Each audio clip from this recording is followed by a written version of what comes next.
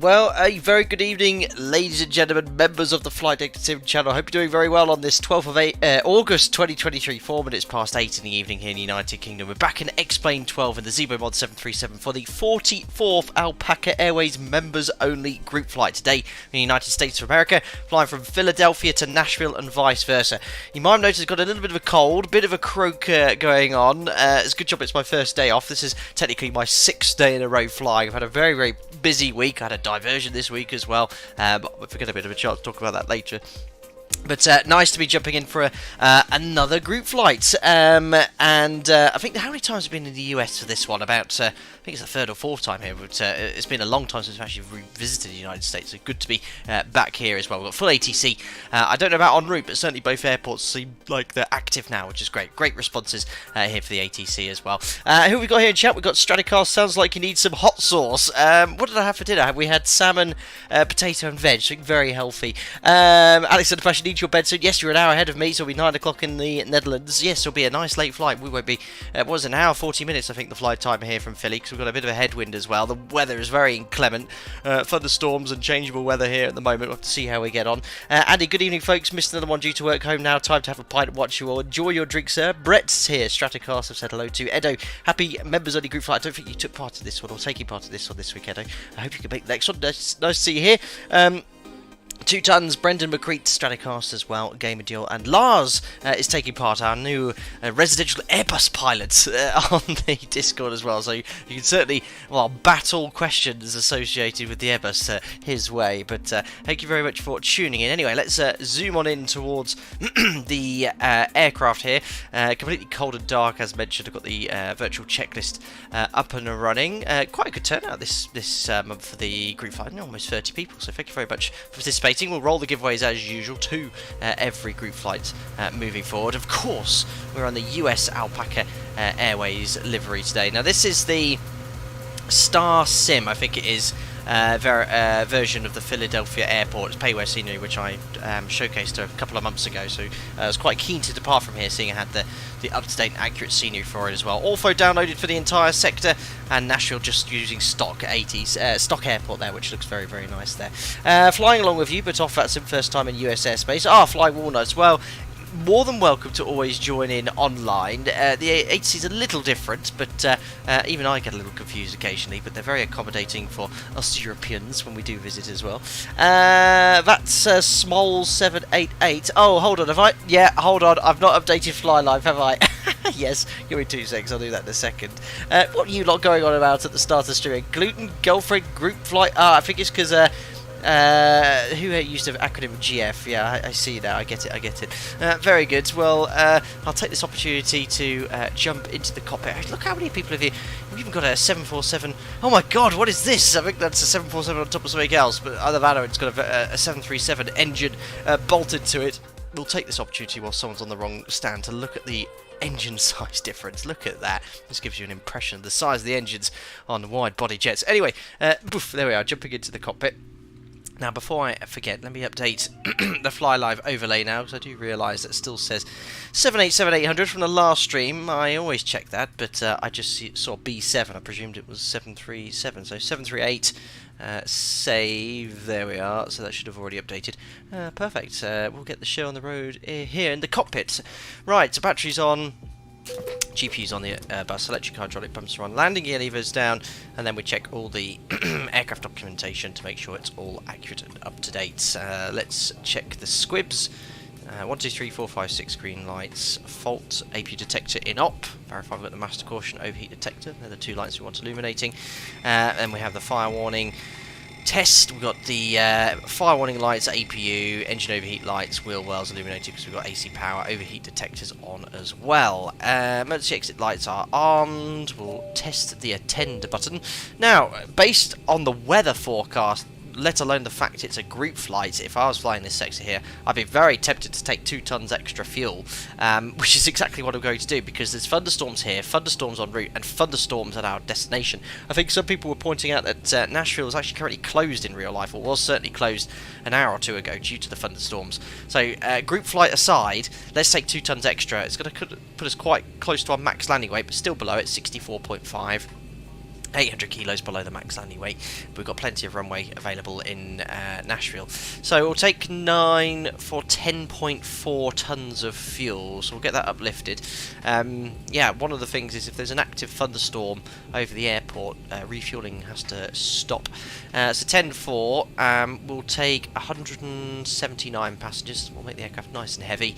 And the cargo, I've started putting cargo in the hold for the streams now, just to sort of get the trim where it would be in real life. 500 kilos is a little less than what you'd expect with 179 passengers, around a ton or ton and a half. So that's all loaded. We'll call for the fuel truck. And that's how much fuel I take. Yes, Straticos, this will be fun then. Yeah, I'm using X-Plane 12's default weather. It can have mixed results in thunderstorms, as long as we can sort of just keep it flying from A to B. We'll be fine. It could be quite unrealistic, though. I'll point out any realism issues throughout the stream. Will, hope you're doing well. When a mummy Boeing and daddy Boeing love each other very much. Hey, Brendan, I wonder how they came to the decision to call it the Cockpit. Oh, who knows? Straticos, this will be fun. Tenor, hi, first one that I've been able to catch. Thank you very much for popping in. And as I said, yes, it gives you an opportunity as members to have a bit more of a one-on-one, perhaps, when I can then do with the normal streams, sort of see every single question here. Right then, Domino Mosina, enjoying the MOGF, sadly my third in the row that I'm missing. I remember you mentioned that a few weeks ago. Hopefully I'll be able to fly the next one. Greetings from Szczecin. Thank you very much for popping in, Domino Mosina. Yeah, I'll be in 4 to 5 weeks' time, but we'll have a look at some times and a place to go. Perfect, so fueling's done, or we're being refueled. We'll test the attend button, check the takeoff config warning horn. Flaps are up, which match the indicated position, and we'll now complete the cargo fire test. We've got the forward and aft, 2 green lights, both in normal, fire warning bell, fire warning lights illuminated. Transponder, 2000 standby, rudder and on trim. Oh no, it's doing the US thing again. Ah, we're in Australia. Check it's all there. Step trim is in normal. Gear extension doors closed. Check all the circuit breakers outside. There's 9, Papa Yankee taking off. You just see him through the window there. Safe flight, sir. We'll be right behind you. Onto the overhead panel, stall warning test. We'll have to wait a little longer for that. 4 minutes after turning on AC power. IRS to nav. Our alignment's going to take us 7 minutes at this latitude. Circuit breakers are all in. Check the safety equipment. Technical log. The aircraft is fully serviceable. And we'll start the boarding. So, there we are, terminate. And start. Thomas says, greetings from the 747-200. Brilliant choice of aircraft, sir. I'm very glad you're taking the Classic. I'm not brave enough to take that on any VATSIM event, unless it's conventional routing and sort of any conventional arrivals available. Marcus, good evening. What else to do on standby duty than to watch some flight deck sim? Ah, very good, Marcus. Thank you very much for popping in. I hope you don't get called. I have very little luck on standbys these days, if I even get one, but if I do, I'm often called in. Anyway, let's grab some weather. Jim's doing the walk around. Let's listen to the ATIS 135925. Let's have a listen in, and we should have full ATC here. Yeah, it's coming through on voice. 1,500 standard. 25,000 standard. Temperature 28. 2.22. Oh, better get the APU running. 2986. Departing runway 9L, runway 17.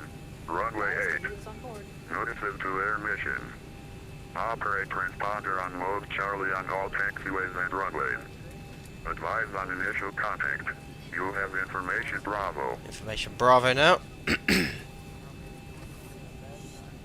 Philadelphia International Airport ATIS information Bravo. 1854 Zulu. Wind 1308. Visibility 10. 3,500 standard. Seems like the weather's actually cleared away now, the thunderstorms, which is good. 5,000 standard. Temperature 28. 2.22. So departing 9 left. Departing runway 9L, runway 17. So departing 9 left and 17. I should think 9 left for us, because it's only just behind us on that stand. Yeah, those thunderstorms have cleared away, so we've got now scattered clouds, 28 degrees, 1308 knots. So yeah, it seems like we got quite lucky because there was a thunderstorm here about an hour ago. Yeah, with it being 28 degrees, what we'll do is turn on the APU. low oil pressure. We'll get some nice conditioned air coming into the cabin. And the altimeter 2986 we can set. 2986. There we go. Elevation is pretty much sea level here, so we'll set the MFRA to, let's put it to 1010.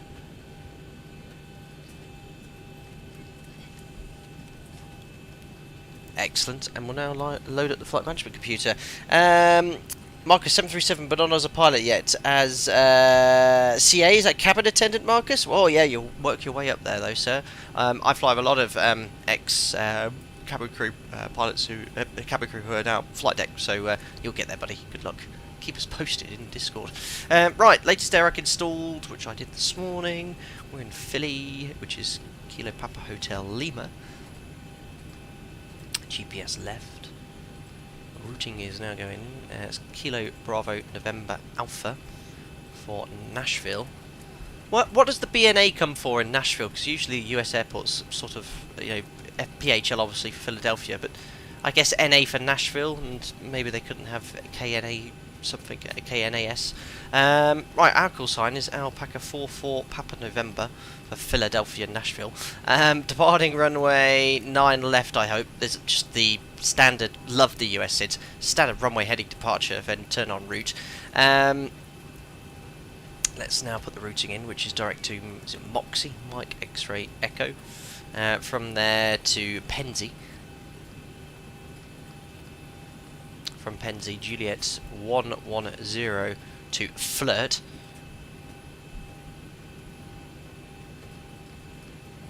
What a waypoint name. Juliet 6 to Hotel Victor Quebec. And from there, Quebec 68 to Yoki. Ground to flight deck, fuel is all loaded up and you are good to go. Direct to Grote. And from Grote, it's the Pasley 4. So arrivals, I'll put 20 left, that's the most easterly runway, and the one we'll be approaching to first. Pasley 4, it's a Grote transition there, and I'm not selecting rebirth, that's some sort of other transition. So I'll join all the dots up here. Something we do at my operator, sort of get rid of the vector. Well, I'll leave it in now, but when we get closer, for sort of accurate VNAV data, usually getting rid of the vector helps, and just make sure you go heading select afterwards. So I'll activate that. Exclude as a gross error check. Just want to check the distance here.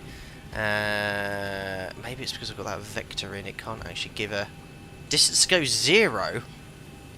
I wonder if it's to do with that, or maybe the vector after departure. I think it struggles that the aircraft, when you've got a vector on the departure, can't actually calculate the mod for distance in real life. I think it generates a set distance. I'm not so sure, yeah, that should obviously give you a distance at that stage. Perfect. Brad Paisley is a country music star. Ah, very good. Not runway heading, it'll be a vector. MXE is Modena VOR. Okay, original airport name was Berryfield, apparently. Maybe from that. Berryfield and Nashville. Potentially. Stratocast, very interesting. Right, that's all in. Performance then. 0 fuel weights in, 59.2. Yeah, fueling's done, so as soon as the fueling is done, we'll pop on the seatbelt sign. APU can come on as well. APU bleed with the packs on auto. US Airways or something like that. Or United, I think my voice is. So that's all set. Reserves are alternates, I think Memphis. It's quite a way away, but 3.2 is how much we need. Cost index 30. We're cruising at 36,000 feet on this sector. Top of climb wind 291 at 67. It's about the same as the average. Yeah, we've got a headwind for the entire sector here. It's going to be adding around 10 minutes to our flight. I bet the flight time for the other guys is about 10 minutes less. Top of climb ice is 9 degrees. No performance data for Philly. The full 24k is sufficient. Takeoff flat 5. CG is in 17.5. Now the mod still having this issue where if you trim or set the exact trim, nose is coming up around 10 dots below VR, which is obviously inaccurate. Never had that in the real aircraft, so what I'm sort of doing in the mod is setting about 0.5 less. Obviously in real life we set exactly what that says, but I've just noticed the nose is coming up still. So I've set 6 units, and that usually works out quite nicely. Trim set then, speeds 42, 43, 50. and 150 knots can be set here.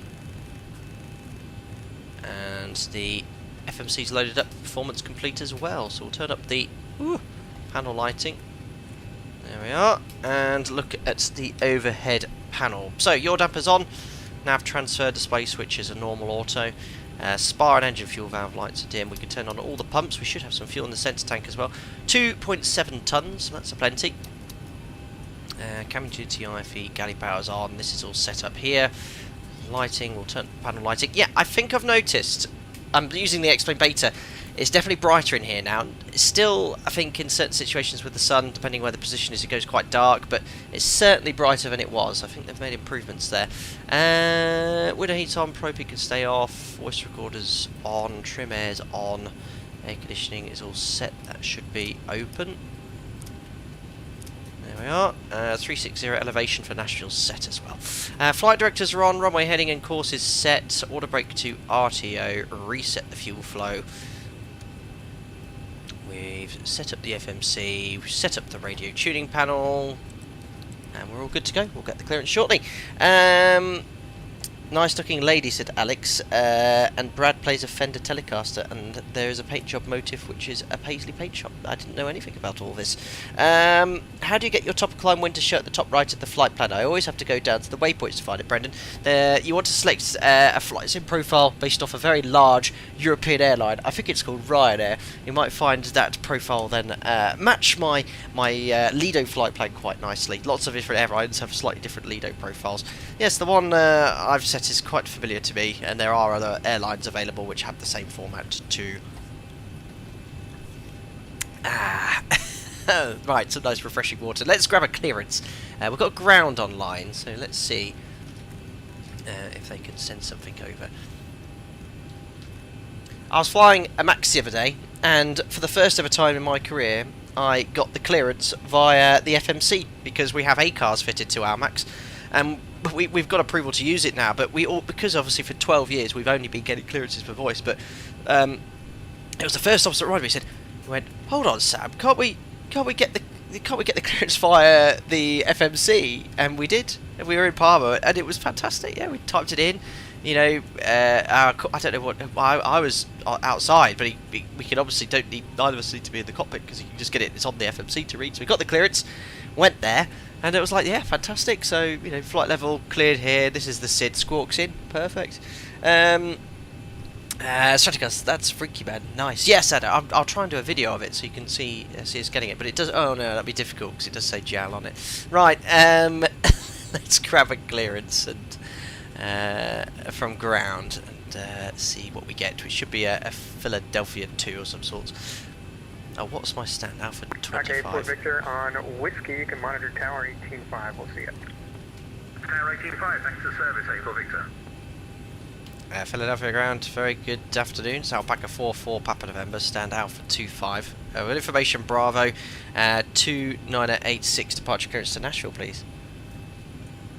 Alpaca 44 Papa November, Philadelphia ground, cleared to the Nashville airport. Philly 2 departure, radar vectors in Modena, then it's filed. Maintain 5,000, expect flight level 360, 10 minutes after departure. Departure frequency 124.35, squawk 6612. Clear to Nashville via the Philly 2 departure, then vectors towards Moxie, climb 5,000 feet, expect flight level 360, 10 minutes after departure. Airborne frequency 124.35, squawk 6612, Alpaca 44 Papa November. 44 Papa November, read back correct, so I like Moxie. Information Bravo, call for taxi. Wilco, Alpaca 44 Papa November.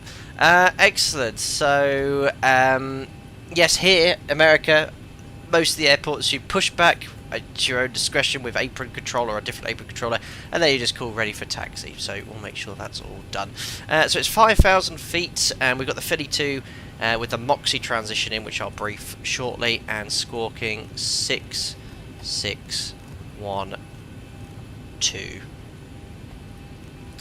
There we are. PDC's awesome. Who could be bothered to listen? Last 12 years I've been getting clearance via voice. This was like a an absolute revelation for us. We were like, ooh, wow, didn't have to talk to anyone. Yeah, it's pretty cool. Mason surprised us on a JAL4 and SimBrief. I know, shocking. Who is doing ATC? Sounds familiar. I don't know, but they were very enthusiastic to provide ATC. The New York VATSIM area, which covers Philly, and the Memphis VATSIM area too. Right, we've got 6 minutes to go. I just best brief you guys as to what to expect, so I'll sort of follow the briefing profile we'll do at my operator. So we check the route, discuss the threats, which is mostly the weather, check the instrumentation, the emergency briefings are complete. Taxi, we're going to taxi to 9 left, which is quite a short taxi for us. We'll push back to face west on Juliet, and then 9 left's just down there. And the SID is going to be the Philly 2. So SID Philly 2, I'll pin that. Hide. So for us, all the runways, climb heading assigned by ATC, the exceptions on 27 left, 2 and right. So, and then that's a left turn heading 245. So, well, the tower controller given me a heading because he said expect radar vectors to Modena. Sorry, I thought it was Moxie. Modena. Sorry, my US airway knowledge is poor, so we're going to get vectors eventually towards Medina. So I'm just going to initially fly the heading provided, 5,000 feet, most likely a left turn, or maybe a right turn actually, depending on the traffic, to Medina. You can see it just says vector to Mike X-ray Echo. So yeah, happy that's all set. The 5,000 feet stop altitude is here at top altitude. Expect radar vectors, first nav aid, expect clearance to fire level within 10 minutes after departure. There we are. Tower gives a heading. Thank you, Lauren. Thank you. We don't usually get that in the European part of the world. Excellent. Let's do the checklist. We are then going to push back in 4 minutes as per the schedule, and routing is over many US states. This is York. I visited York before, albeit not York, America, over these mountains which I always forget the name of. Many nice US towns, Huntington, all these places I'm familiar with in the UK, but not in the United States. It's crazy. Right, let's do some checklists. I'm sure my US friends here will tell me where I'm going. Safety inspection checklist. Surfaces and chocks. Checked. Maintenance status. Checked. Battery. On. Electric hydraulic pumps. On. Landing gear lever. Down. A pallet. Library. I can't say that. Checked. It's possible. Safety inspection checklist complete. Perfect. Best just do an oxygen test, which I always forget to do in the desktop sim, and a light test as well. Light test is just a panel scan. Yeah, you just carefully check it as you would be scanning it in real life, and there's 2 bulbs in each one for redundancy, so you can quite easily see when one of the bulbs is out for it to be replaced. Perfect, so light test is done. Let's do the before start checks. Before start checklist to the line. IRS mode selectors. Nav. Gear pins. Grounded cockpit. Tow is Light driving up. test. Excellent. Checked. Oxygen. Tested 100%. Yaw damper. Appalachian. On. Nav transfer and display Very good. switches. Normal and auto. Fuel. So fuel, we require a minimum on the flight plan of 8.4 tons. We've actually got 10.4 on board and Checked. Fuel pumps. 6 pumps on. 6 pumps on. Cabin util IFE galley power. On. Emergency exit lights. I'm not going to say it again. Out. Fasten belts. On. Window heat. On. Air conditioning. PEX auto. Bleeds on. Pressurization. So let me just make sure I get my doors closed here. The pressurization 360, 600 feet, and Set. Pressurization mode selector. Auto. Instruments. Cross that check. wasn't Lauren. Auto brake. No idea. RTO. Hydraulics. Normal. Okay, all Speed doors brake. and hatches are Down to closed. 10. Barely Parking normal, brake. but we'll keep it on it. Stab trim cutout switches. Normal. Wheel well fire warning. Checked. Radios, radar and transponder. They are. Set and standby. Rudder and aileron trim. 3 and 0. Takeoff briefing. That's all good. Discussed. PA. Over the Chuchis, Sam Appalachian Mountains. Complete. That's where we're going. FMC CDU. Perfect. So I want the takeoff page. Jim can have legs. Set. N1 and IAS bugs. N1 and IRS auto. V-speed set. Stab trim. Set. Performance, weight and balance. Checked. EFB. All in the mix. Airplane mode and stowed. Phones. Off. Flight deck windows and cockpit door. Closed. Doors. Closed. Passengers. Seated. Before start checklist completed We've to the got line. 45 seconds before we're due out at 19:30 Zulu. Perfect. So I can push back at my own discretion as well. So let's just have a good look around, make sure we're not blocking anyone or the taxiway.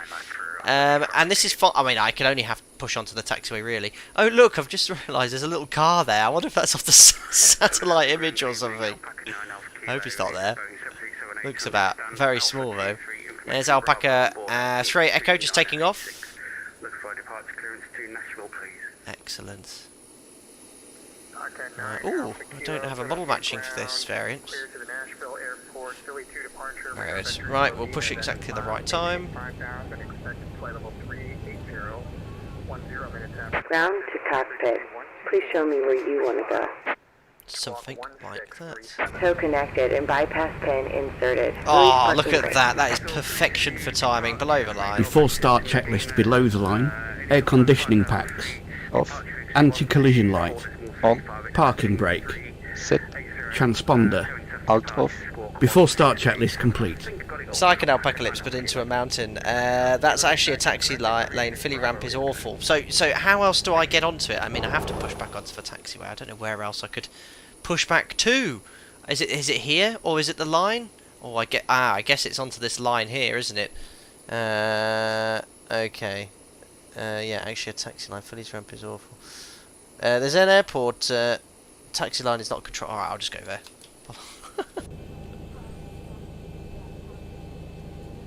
Starting pushback, and you may start engines. Thank you. Ah, that taxi line. That line is part of the ramp. Got you.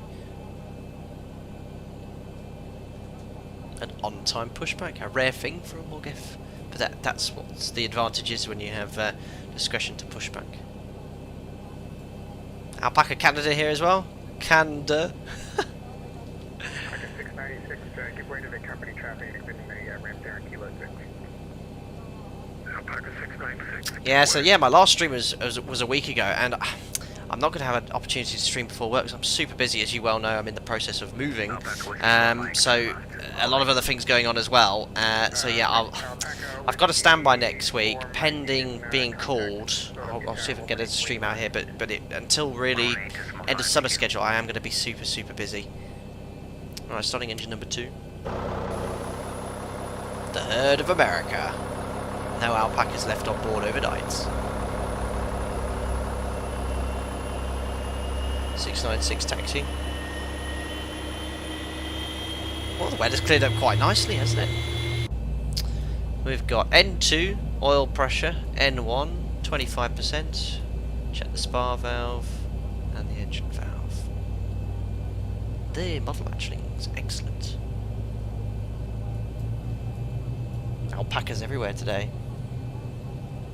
It's going well, Alex. We're still waiting for a date, but it's just usual slowdown with solicitors and things like that.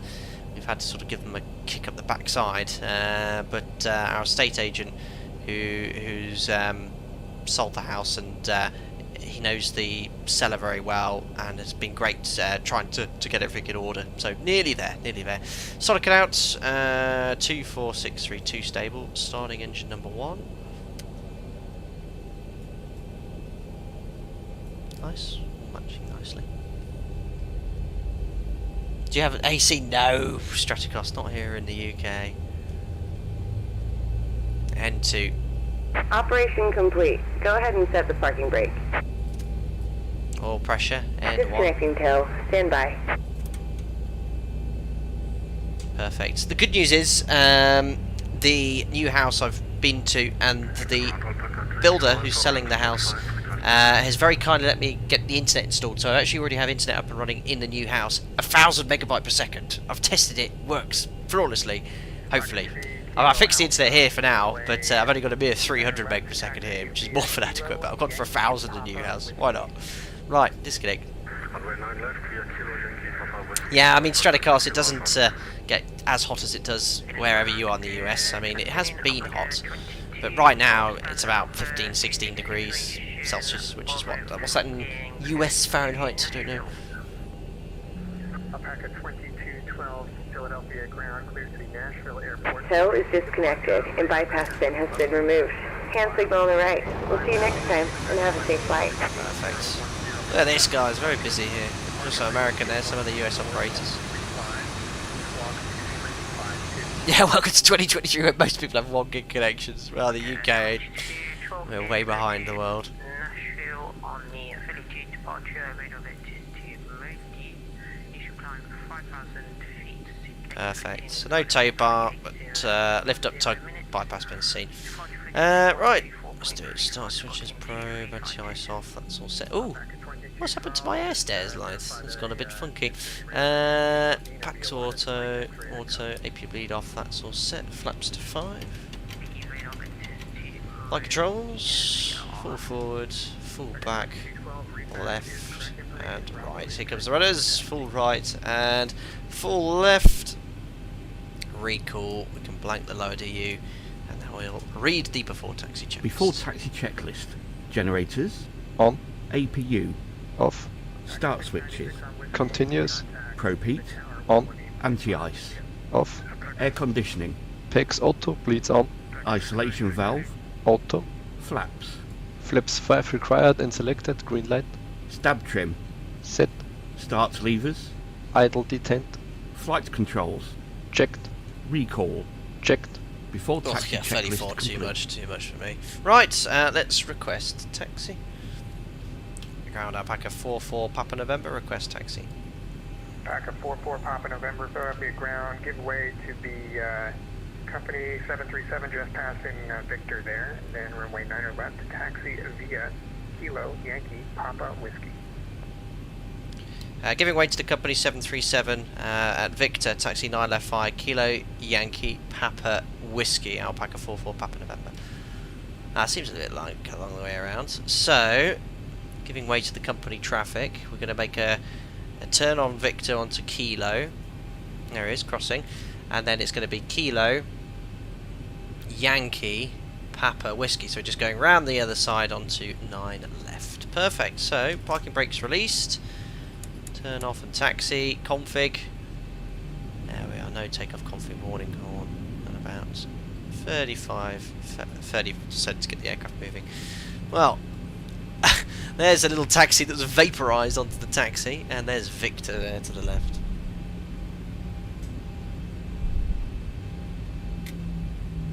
See, it's still quite dark in the cockpit in certain angles.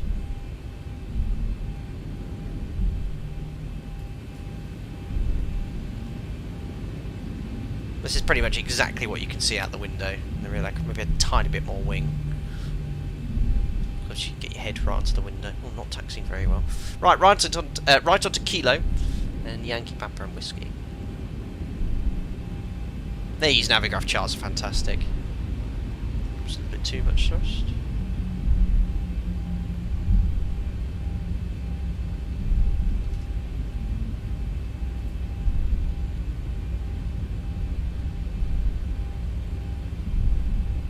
I don't know if anyone here in the stream is departing Nashville. I hope you're having a good time and the ATC is there providing a good service. I don't know if our routing sort of crosses in any way en route. We'll have to monitor and have a look.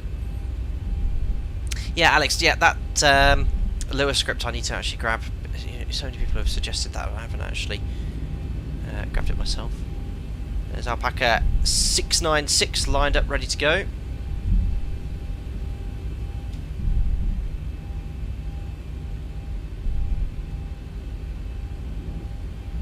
Right, time to do before takeoff checklist. Before takeoff checklist to the line. Config. Checked. Flaps. Flips 5 set. Green light. Stab trim. Set. Takeoff briefing. So, overhead panel, PAX auto, bleeds on, V-speed set for departure, 42, 43, 50 set on the MCP. The departure is the Philly 2, and then we're going to get vectored towards Modena, stop climb 5,000 feet initially. We'll treat it as NADP 2, so we'll accelerate at 1,000 feet AGL. Any problems, we'll climb straight ahead when we're heading to 4,000 feet. Do I need to call you for pushback on the Kilo? That is reviews. 9 Alpha Kilo, you shouldn't need to push back on the Kilo, that's pretty far from the gate. On the ramp though, pushback is at your own discretion. Okay, pushback on the ramp, okay, thank you. Alpha Kilo. Reviewed. Cabin. Secured.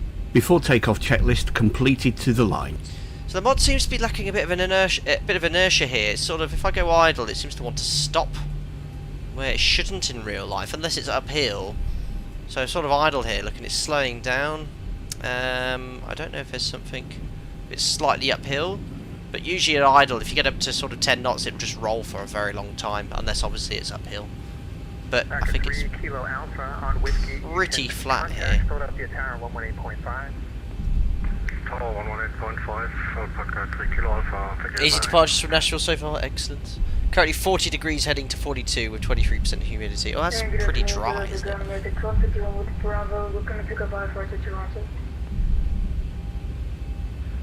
Yeah, so I've got about 37-34%. It's barely accelerating. In real life, you'd be off. I mean, I am quite heavy, but still.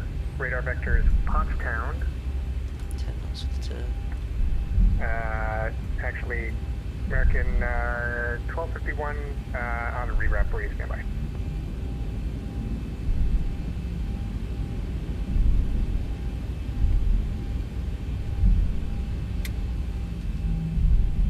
Actually, American 1251, that reads fine.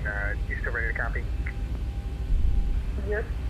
American 1251, cleared to the... Yeah, sort of at 20% here, it's slowing down, but it did in both directions. I don't know if there's something that's been updated.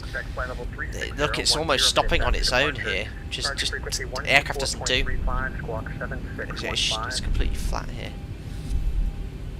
So this is the ILS critical area holding point. We'll use the whiskey point here. Yeah, there's something just a bit off with the thrust. Maybe it could be a scenery thing. We'll have a look at Nashville. American 1251, read back correct. Alpaca 44 Papa November, monitor tower 118.5. We'll see you. 118.5 takes off to ATC. Alpaca 44 Papa November. See ya. So monitor tower, so that means just listen out, he'll call you, and we'll preach you in the next frequency 12435. Yeah, it's going to stop on its own. Look, no brakes at all, just something. So it could be a scenery thing, but it's just completely stopped on its own, and it's not rolling backwards. Oh, it is rolling backwards. Maybe it is a slope thing then.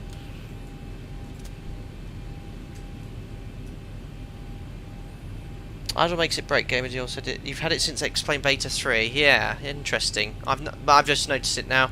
And I did do a test sector for this stream, but I started on the runway, didn't taxi, and I didn't taxi after landing in Nashville. Just check the scenery was all working. 3 Kilo Alpha fighting 08 11308 runway 90 left clear for takeoff. Heading 080 after departure, runway 90 left clear for takeoff, Alpaca 3 Kilo Alpha. Alpaca 44 Papa November, Philadelphia Tower, runway 90 left front point. On left, line up and wait. Alpaca 44 Papa November. It's very streamlined so far. This group flight is like perfect, just like real life. Right, he's rolling. Taxi light off to remind us we've not been cleared. Takeoff. Yeah, it's definitely needing too much thrust here. Actually, no, we don't want LNAV.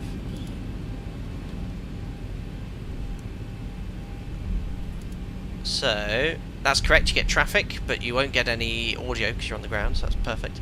So MCP is set, we're heading select departure.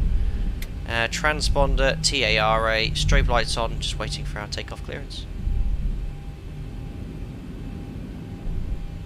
Yeah, too much thrust needed at the moment, guys. There's something amiss with the grip.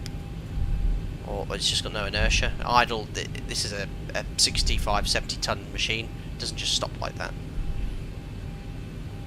I've got so much thrust on here. If I didn't have any, it would stop. Alpaca 3 Kilo Alpha, contact departure. Put the departure, Alpaca 3 Kilo Alpha. Thank you, bye.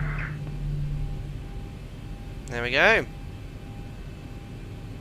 Oh, gotta have more thrust here, otherwise we're going to stop. Best lineup, slightly right of centre line. We'll sort that out during the takeoff roll.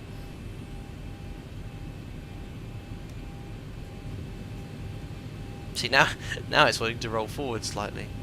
Or stop. There we go. Yeah, there's definitely something a little amiss. There's 3 Kilo Alpha. It's heading 080, contacting departures. We're next.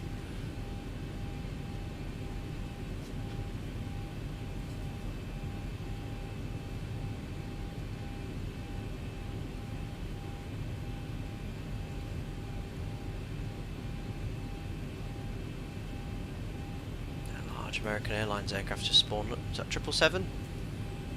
Or 78? Yeah, 78, isn't it? Everyone's going to be flying 78s now, aren't they? With the Kuro mod. Or Kuro. Alex, just dumped a screenshot live stream. Is that more like in real life? Let's have a look.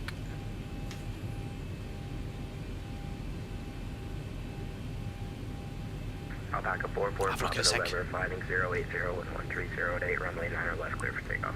Heading 080 degrees, runway 9 left, cleared, takeoff, Alpaca 44 Papa November.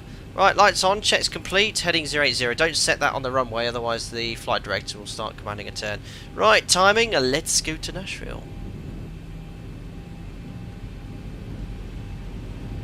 Stabilised, set takeoff thrust.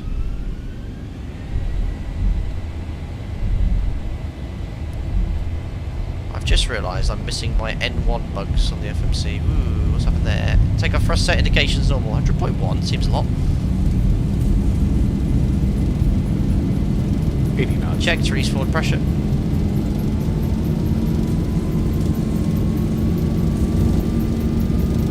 Nice, she's using a bit of rudder to maintain sense lines. Lovely.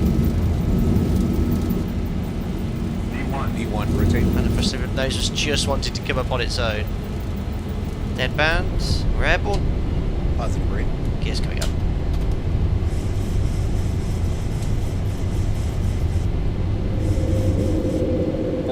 Heading select. Alpaca 44, Papa November, contact departure. Departures out back at 44 Papa November. Let's climb. Bug up.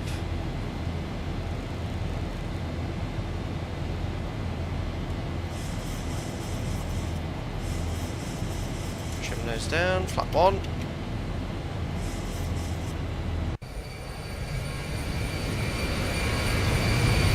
Rip FPS. Whew. God, I don't know if I'm descending or not, it's hard to tell. Flaps up. And over to departures. Departures, hello, it's Alpaca 44 Papa November, heading 080 degrees, climbing 5,000. Alpaca 44 Papa November, clear departure, radar contact, maintain 10,000. Maintain heading for now, climbing 10,000, Alpaca 44 Papa November. 10,000 feet. Set. So the flight directors should be bang on the upspeed really, so we're going to go a little bit fast. So flaps up, no lights, VNAV, we're in a United States, so we'll stay on 29086. Passing 3,500 for 10,000 after takeoff checklist. Flying otherwise quite nicely. Left heading 360 degrees, Alpaca 44 Papa November. Alpaca 3 Kilo Alpha, contact check center 132.17, have a good day.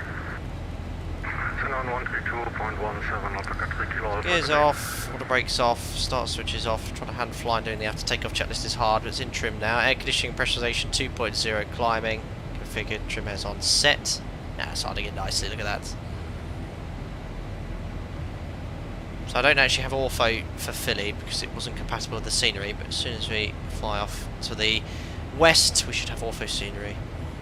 Go over to the VOR.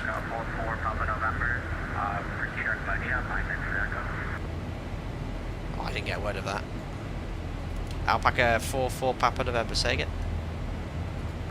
44 Papa November, proceed to Medina, Mike, X-ray echo. Direct to Medina, thank you, Alpaca 44 Papa November.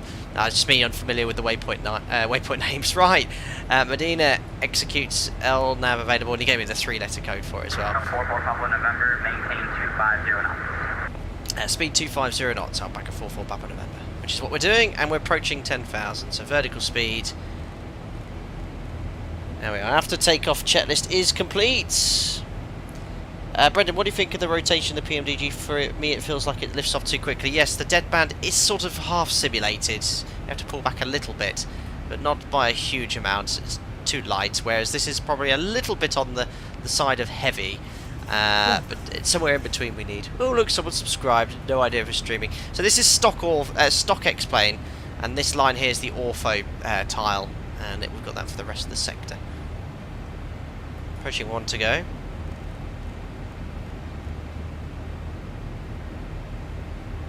Yeah, Microsoft Flight Sim is a lovely sim, love flying it, but flying isn't as nice.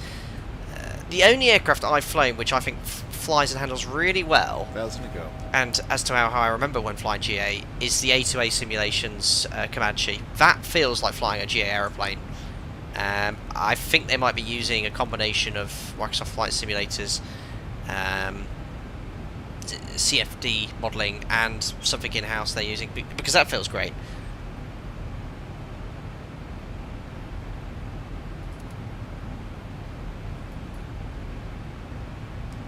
So approaching 10,000 feet. Bye-bye, Philly. Yeah, it's definitely causing a bit of an FPS hog, that. Look, 20, 28, 40.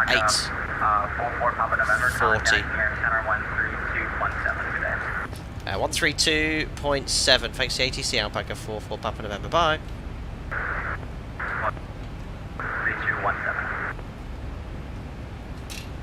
132.17, sorry, Alpaca 44 Papa November, bye. Just caught that.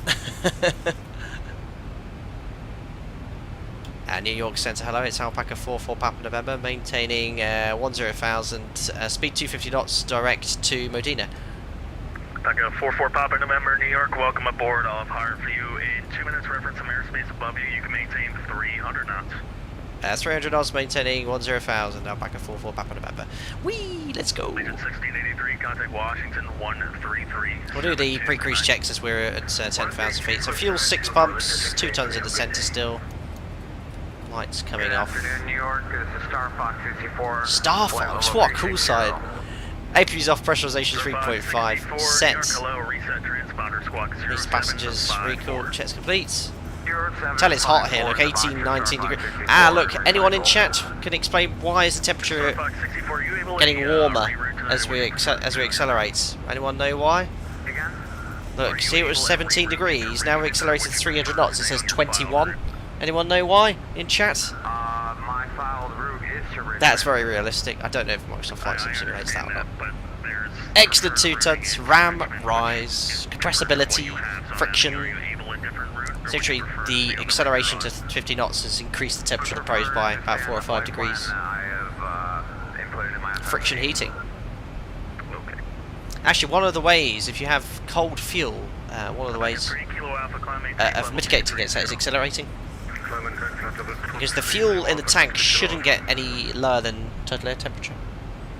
But the RAM rise and the heating from friction is modelled in X-Plane. It's great. I don't know if that was for me. Pocket 696 up to 320.79. Pocket 64, can you confirm my Computer is fine, but they need to tweak it. But the flight model, pitch to thrust is usually on the high side. Yeah, I'd say that. I'd agree with that. So pitch thrust coupled, it does. It's maybe a tad exaggerated, isn't it? Taxi is meh. Yep, that's praising it too much. Every time you take off, the flight director commands 20-25 degrees of pitch, etc. Yeah, I've not tried that one.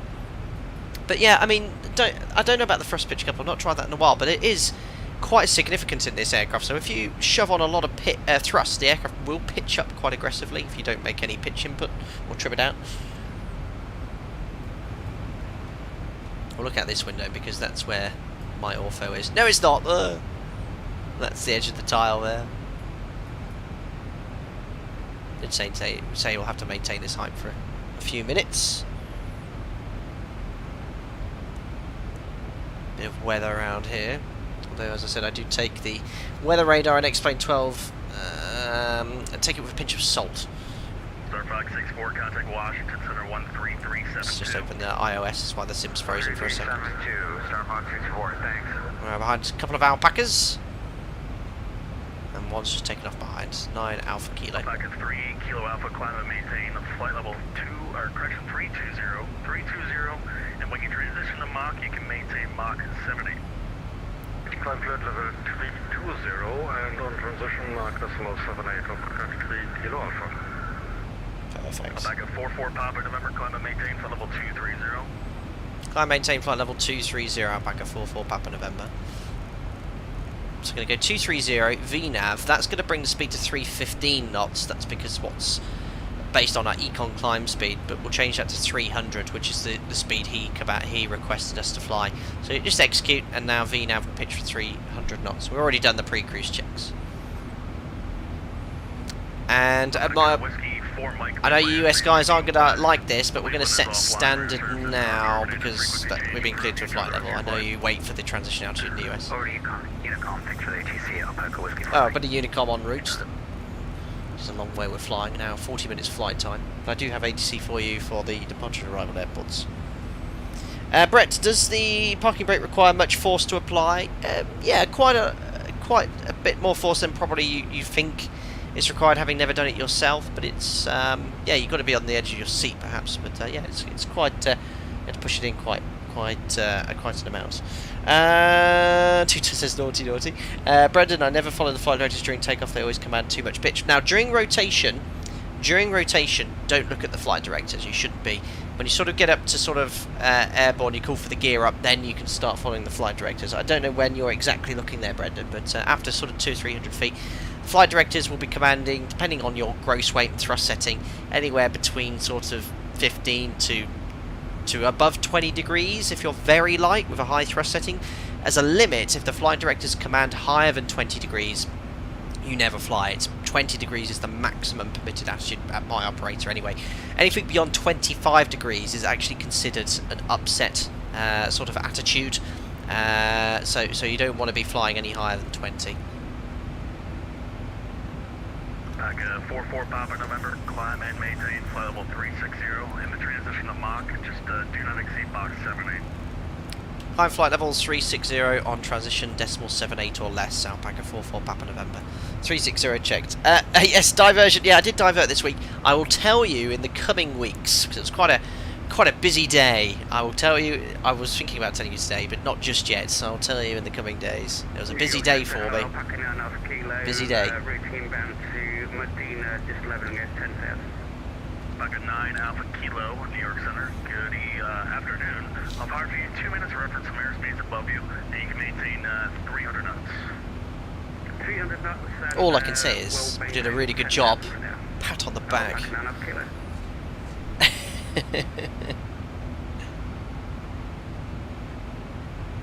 Bucket 696, contact So 78 or less in the cruise.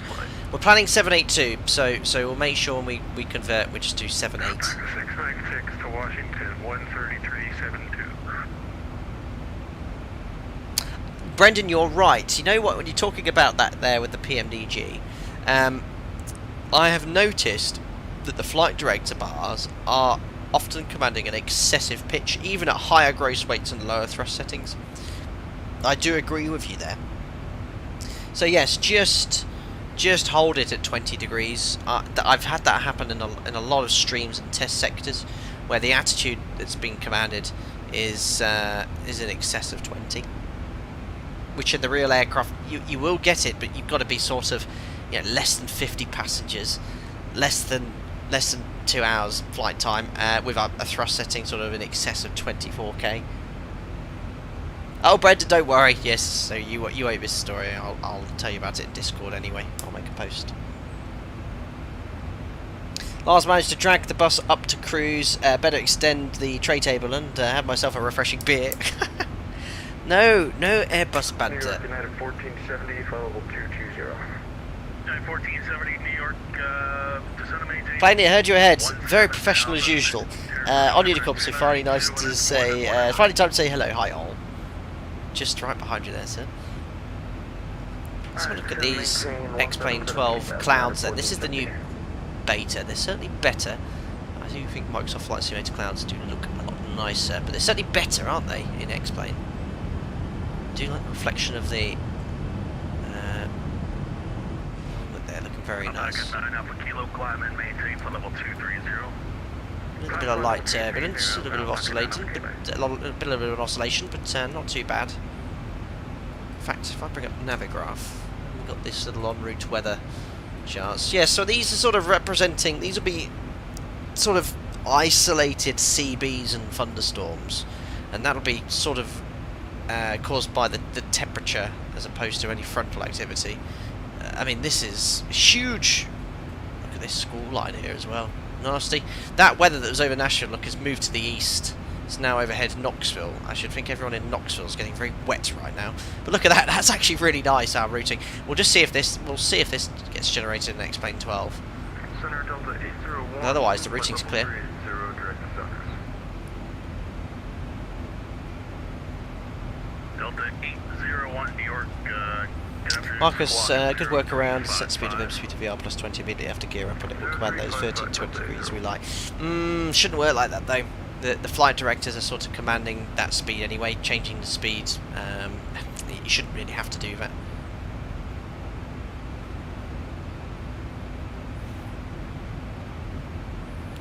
Gamer DL, the turbulence on Microsoft Flight Sim always messes up the trim. It's so drastic that even the PMD doesn't pitch up when pushing toga thrust if you're in the turbulence area.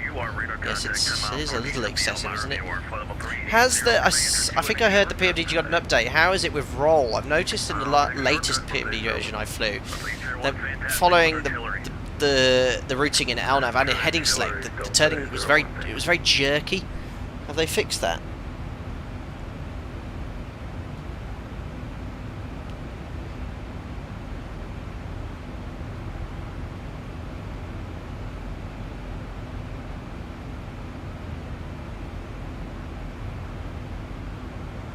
This bar's that I've just seen Laura in your post in Discord. This bar's a moving area boundary. Go anywhere you want, just don't cross the solid yellow side. See, we don't have any of that in Europe.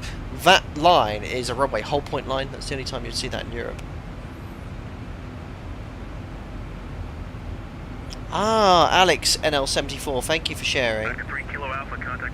This is with those 2 Lewis scripts. Yeah, does look better. Yeah, I mean, I'm just comparing it to what we're seeing now. On the ground it was much better, but now it's got to that usual darker self. Back at 9 Kilo Alpha, climate maintains flight level 380, you can return to normal speed. Plenty apart from, was that for me? Was that for Alpaca 9 Alpha Kilo? Yeah, not sure what I said. Alpaca 9 Alpha Kilo, climate maintains plenty apart from me, not fully understanding the clearance cell as well here. Our cargo line lines up, lines are about to meet. Oh, very cool. No worries, thank you. Too many alpacas. You've been dreaming about them.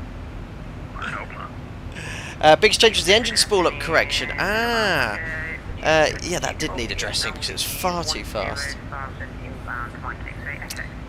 We actually are heading to my hometown today. Visited Nashville many times in the 90s as a kid. The birth of my passion for aviation. Very, very cool. Yeah, this is our first ever time visiting Nashville on any live stream. Yeah, the clouds are better, but it's a little bit sort of clarity with that. Yeah, it's not bad. Microsoft Flight Simulator trumps it with the graphics every time.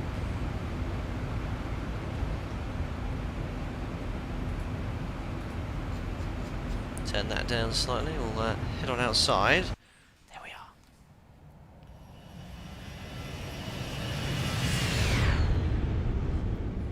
Beautiful.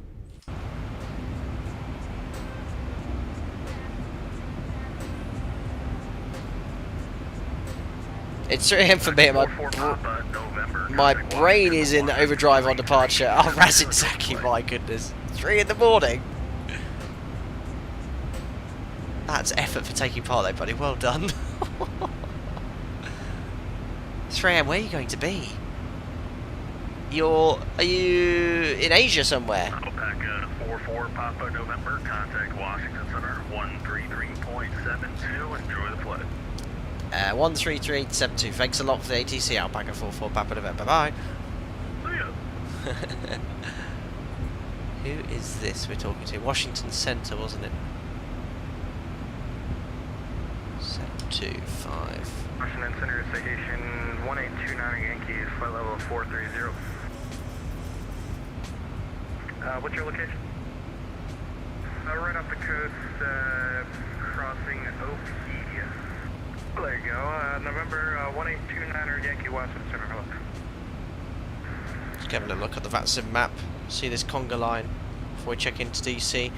Oh yes, you can certainly see. Yeah, unfortunately the routine doesn't cross over each other, but you can certainly see quite a defined line between the two. Most defined line on VATSIM, I'd say.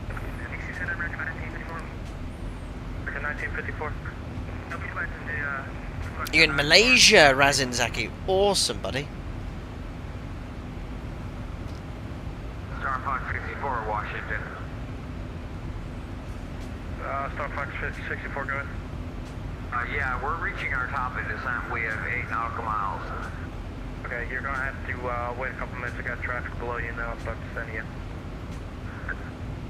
American 1954, you cleared to the Ronald Reagan Airport via the Mexico 5 departure Bootsy transition and as filed. Maintain 6000, spec out flight level 3101, 2 minutes after departure. Departure with base squawk 5515. Home airport is Kilo Uniform Lima. I'd hazard a guess that's Kuala Lumpur, as in saying that you're in Malaysia. We've never been there on our stream, have we? To go visit sometime.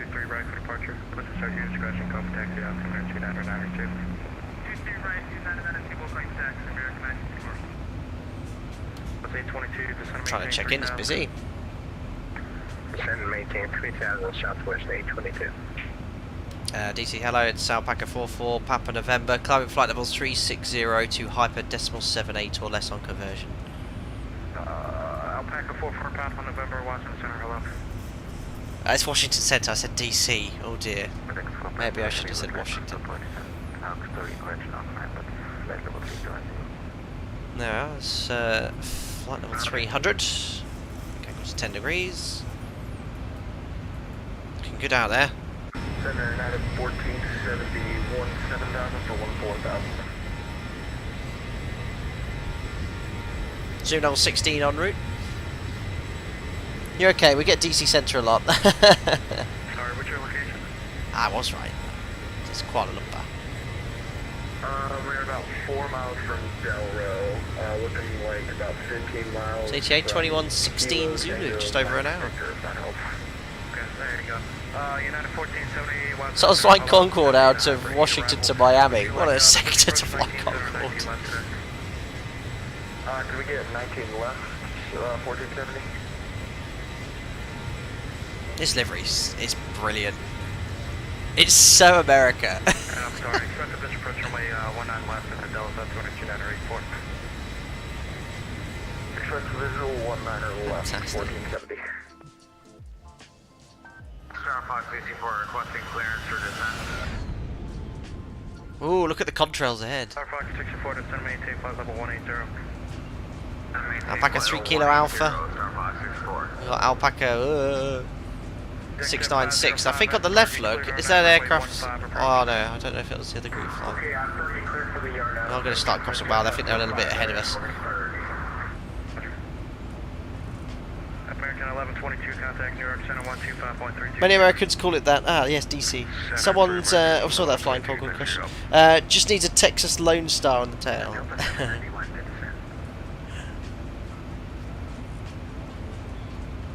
Delta 791 descend via Corey 4 arrival. Via Corey 4, Delta 791. Washington Endeavor 4997 looking for lower. It's climbing very well, but the headwind is increasing as we fly in this direction. I'm trying to look for you. So as the headwind increases, the aircraft sort of pitches up a little more because it loses its the airspeed drops. 1459 clearance approach runway 23 right. Quite a nice tailwind from Nashville. Yeah, I don't know if anyone here going from Nashville to Philadelphia. What's your flight time? I'm at hour 45. Thank you. Endeavor 4997. I think let's do this right now. We got lucky with the weather. I think if we did the stream a couple of hours, or the group flight a couple of hours ago, we would have been right in that weather. But I wanted to do it quite late in the evening, European time, to ensure there was ATC. Any earlier, 5 o'clock. It's the morning, isn't it? Washington, correction, descend via the Castro arrival. Expected river visual approach runway 19 and watch out 229.85. And baby cap. ATC's on the ball stair. It's been flawless so far. But that's because there was sufficient amount. We had ground tower and a departure controller. Sometimes we only have one controller. It can be quite difficult for them. And we Yeah, 4 PM here on the East Coast. Yeah, any early would have been midday, so no good for the ATC. And I think Nashville's an hour behind you guys on the East Coast as well. So it's 4 PM now in 10 past 4 in the East Coast, but 10 past 5 in Nashville. Different time zone.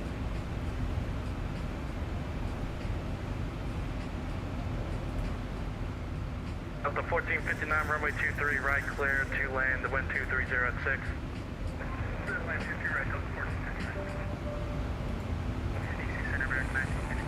Yeah, one behind, 1 hour behind to Central Time. Very cool.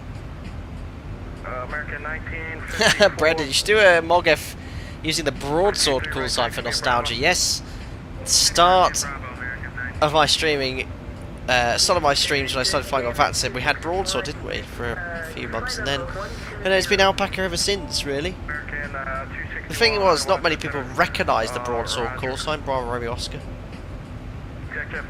More people recognise Alpaca now, a fake, fake airline call sign.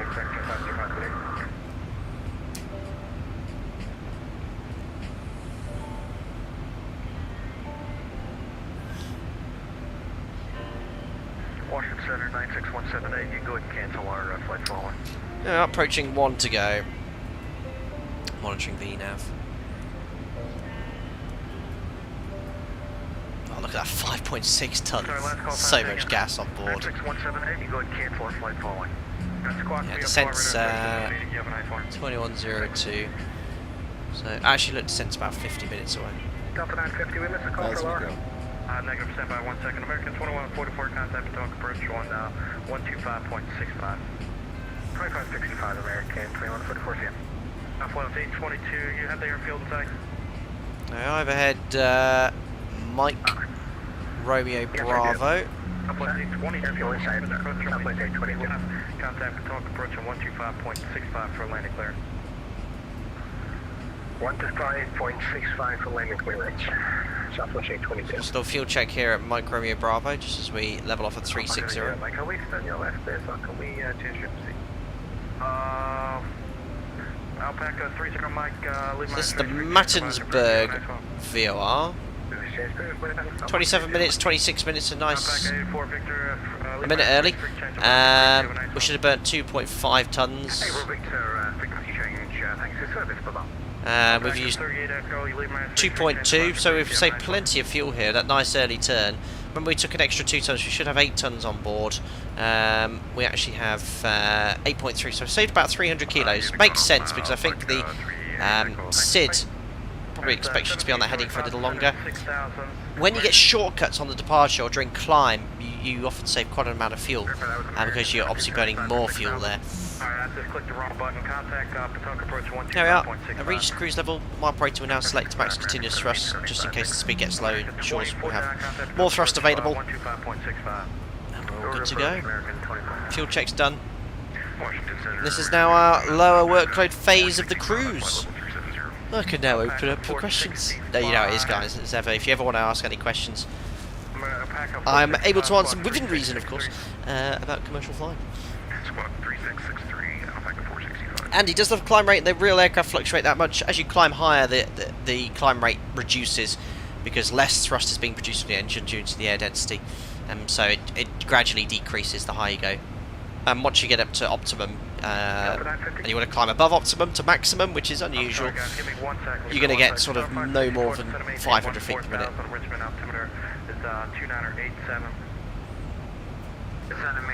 Brendan started watching whilst you were still using the broadsword call sign. You've come a long way since then. Yeah, I know.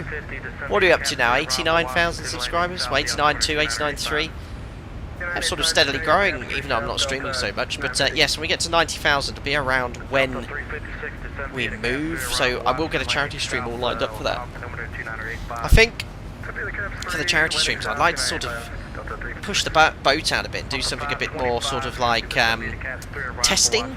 So I was thinking of doing something like flying something without an autopilot, maybe an older classic aircraft, not sort of Blériot, something I can trim, but maybe over a body of water, but I have to hand fly, maybe like the Ford Tri-Motor or something like that.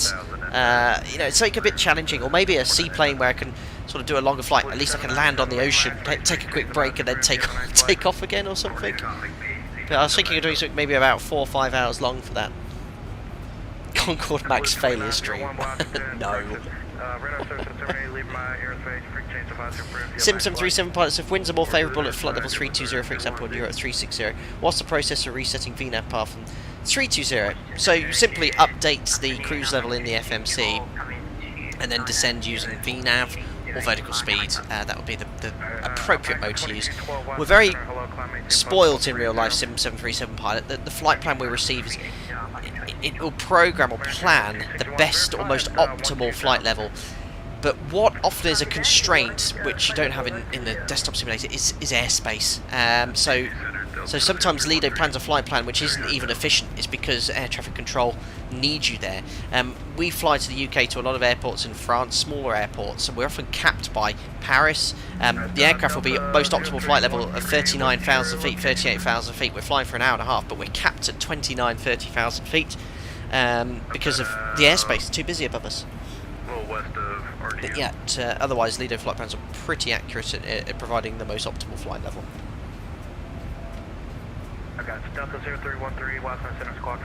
Alex, my cat jumped on my PC, threatening to turn it off. Cover that power button. Yes, Stratocast. I have seen that the 727's coming to X-Plane 12. Great news, because it's an aircraft I really actually miss flying since uninstalling X-Plane 11. I have a good relationship with FlyJSim, but I've just been so busy I've not actually spoken to them to talk about getting a copy of the beta. But regardless of when it comes out and when I get time, as soon as I get any time, we'll be flying that aircraft. Such an awesome add-on, such a classic jet. 125, which is my beginning. Delta 875, contact Potoka Bridge 125.652. Brandon, my cat somehow keeps managing to disconnect the autopilot when I fly this sim. Well, better than that than the power button on your PC. Yeah, awesome fun, Stratocast. Yeah, we'll jump into that as soon as we can, buddy. 3763. But yeah, book on top of that. That'll sort it out. 64, contact Potoka Bridge 125.652. Repeat frequency, please. 125.65. 25.65. Perfect. Star 154. I mean, let's have a look at our flight plan actually and see if it's beneficial to go up to 380. I just manually set 36. So if we have a look here at IT, you can actually see, look, climbing up to 38,000 feet, actually it's a stronger headwind along the route, look. As you get closer though, it's, yeah, it is a little stronger. Sometimes you get more information from the flight plan itself. I gotta figure out who's who, so I'm struggling right now.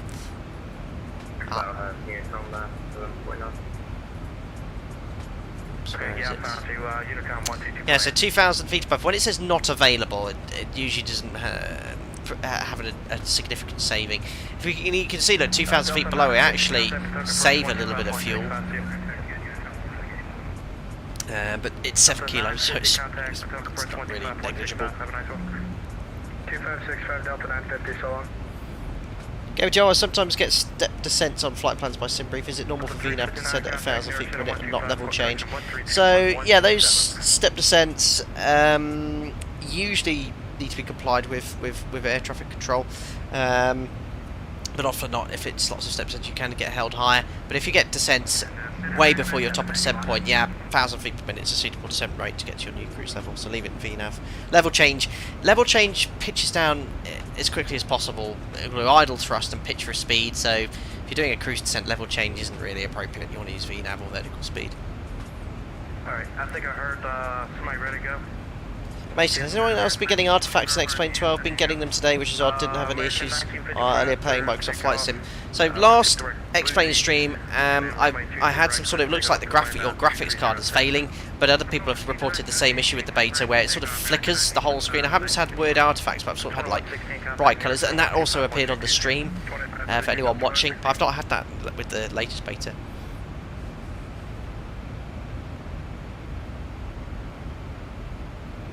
Not coming into Philly. Got to, yeah, I can imagine with New York, Washington, all that airspace around there. Yeah, you've got to get down nice and low. Still waiting on the handoff. It's the same sort of in a lot of large cities in Europe as well.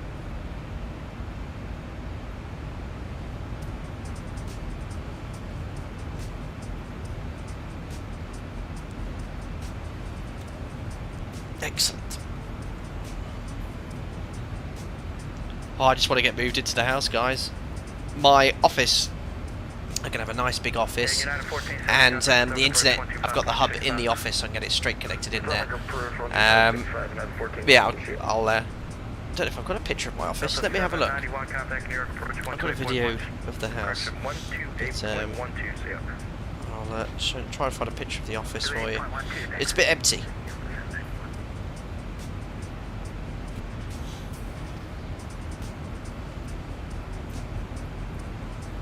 I don't think I've got one.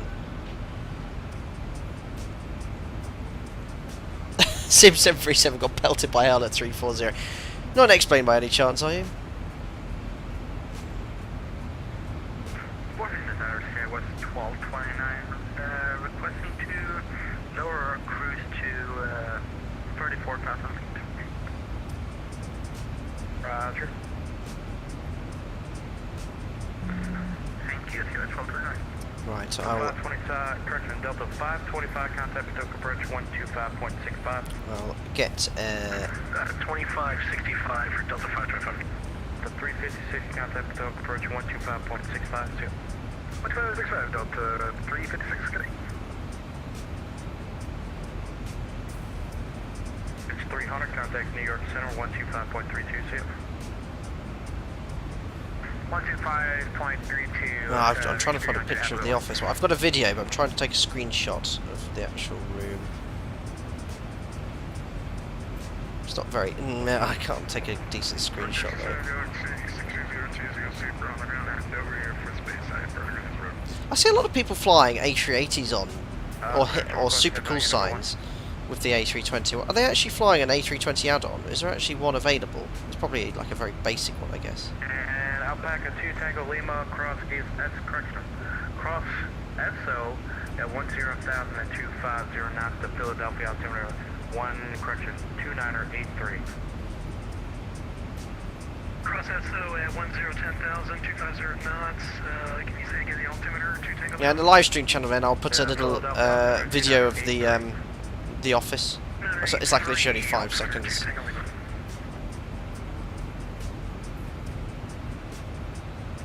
Why does that not come up as recent? I've just clipped it. American 1954, your radar contact, say altitude leaving. Oh, okay. We're passing 6,500, my mistake. Okay, American 1954, climate team flight level 310. Climate team flight level 310, American 1954. Washington Center, get a Alpaca 552, climbing to flight level 320, direct Charleston. Oh, I can't find this video. I don't know. I've clipped the video, but it's not in the list. It's very annoying. Sometimes iPhones.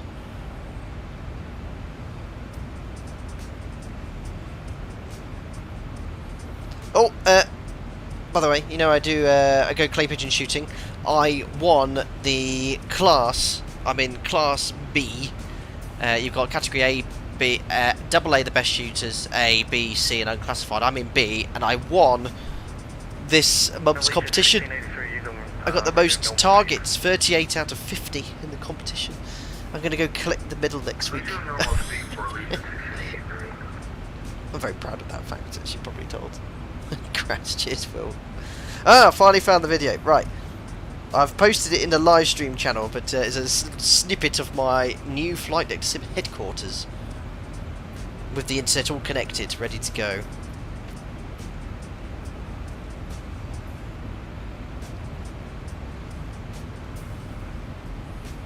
Yes, I have to get a picture of the medal. Right, finally found that video, clipped it. A little bit of light turbulence. Good. Got traffic ahead of us, but we're maintaining 7.8 or less. Well, 7.81, we'll get away with that. Report back. Brendan had to do some work. We'll catch up with the stream tomorrow. Take care, buddy. Thanks a lot for popping in. Marcus, I've seen my operator to reset IRSs during turnaround. Does your operator do that as well? If so, why? Yes. You could do a quick realignment of the IRS. Over time, the IRS will drift. So if it's been on all day, the IRS position can sort of go out of position. You get this IRS pause disagree. It's fine because the aircraft's getting other information about its position, but you don't need to do a full realignment, which take, well, based off your latitude, 7 to 10 minutes. You can do a quick realignment, which takes about 30 seconds. Thanks for ATC frequency change approved. Back and 44 Papa November. Bye. Perfect. I guess that means frequency change approved. It's Unicom for a short while.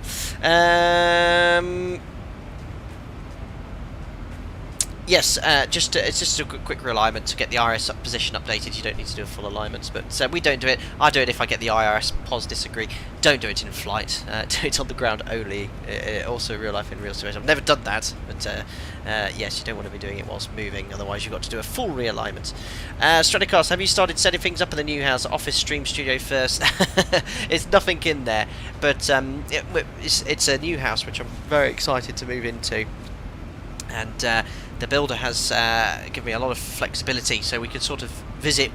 We've got some blinds measured and ordered already, which is great. But we're not going to move anything in until exchange of contracts and completion.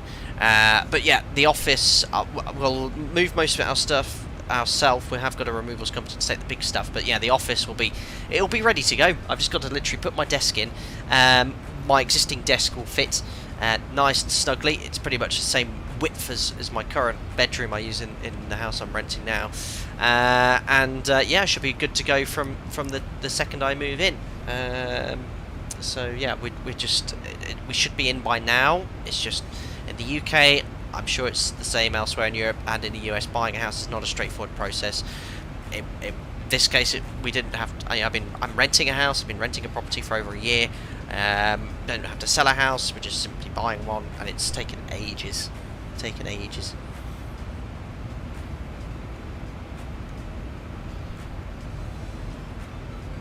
Want to put in a new office? Yes.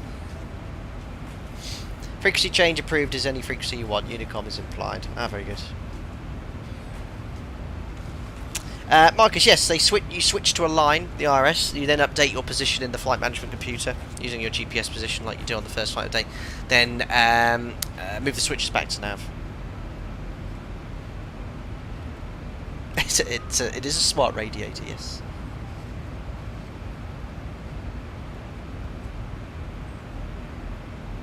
Lars, I've never seen this. Bulletin from Boeing. Is this new bulletin? So that's saying realigning the IRS is not recommended unless 12 hours have passed since the last realignment or some error messages appear. Very interesting. But if it says IRS pos disagree, I always realign the IRS. I'm not aware of that bulletin.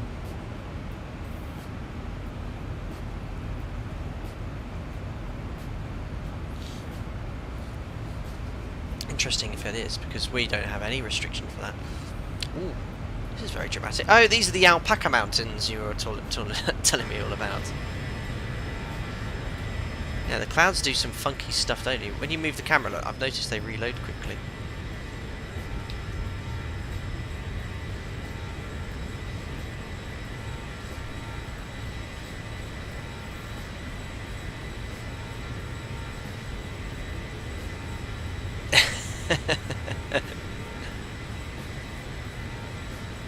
Yeah, if you can find that bulletin cookie, I'd be interested. We have all the Boeing bulletins, but I've never seen anything called restricting or... Well, I mean, it says not recommended, so it's not a restriction, but I've never seen anything regarding that. We generally do it... If I'm going on to lates, I've generally, when taking over the aircraft, I've either done a realignment for you, or I do one myself, but I've never had any issues doing a realignment. I'll look it up, Lars, but I've got all of them. I've never seen that.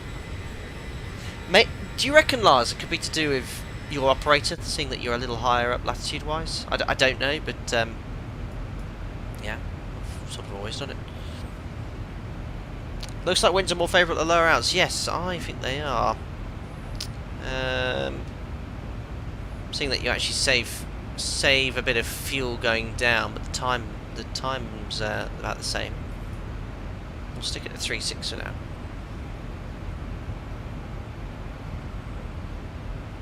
There's a little bit of an oscillation going in roll, like sort of left, right, left, right. Anyway, let's have a look at the ATC situation, see when we come off Unicom, if we can expect any more ATC. Oh, look at that line now. Nice long line leaving Nashville and Philadelphia. God, look at it's actually quite busy in Philly now. There's actually a lot of traffic, I think, utilising ATC. So looking online, they've got delivery ground, tower and approach. They've got FedEx is there, American Airlines, US registered aircraft, 1, 2, 3, 4, 5, 6, 7, 8, 9, 10 aircraft there already. Plus a load more inbound. Oh, look at Philly. Philadelphia. Yeah, they've got 1, 2, 3, 4, 5, 6 aircraft there. Don't know if there's an event going on in Washington. Yeah, the river. What airport is it? Kilo Delta Charlie Alpha, the one on the river. That's quite busy there. The Potomac. Don't know if we've got an event going on.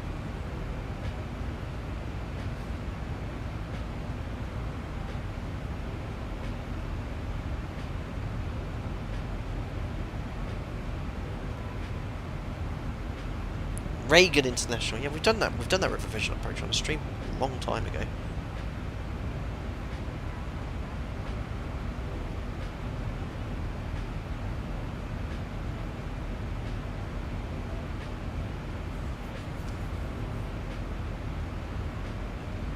Awesome.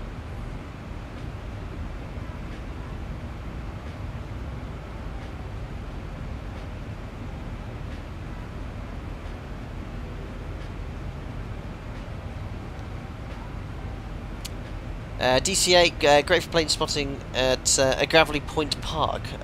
Live. Oh, let's try to restart again. Great for plane spotting at Gravelly Point Park. Live right near there. Couldn't read what you were saying. Very cool. You have to send us some pictures on Discord. Good FPS now, but yeah, this would be a little uncomfortable. This sort of oscillation in roll here. Yeah. If I saw the aircraft doing that in the cruise, I'd be concerned. Now, is that a mod thing? Because the wind seems pretty steady here. The mod seems to be oscillating in roll. No, the autopilot doesn't react like this.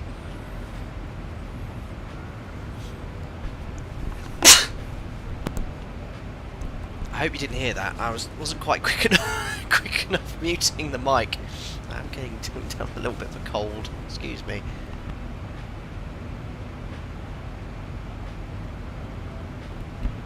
Ah dear. Hope it's not COVID again. Oh, that sucked in December. I did see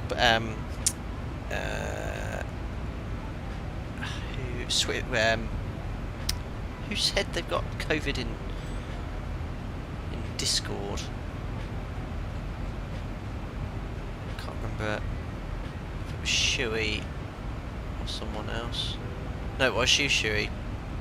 Shuey's gotten COVID. Now isolated in one room. Yeah, no thanks. I don't want it again. Ever since I had COVID in December, I've been ever so. I don't know if anyone else here has had COVID, but ever since I've had it in December, I've been a little bunged up. Not as much as I am right now, but I've sort of always had a blocked nostril, and I cannot get rid of it since I've had COVID. But it's not affected my day-to-day life at all.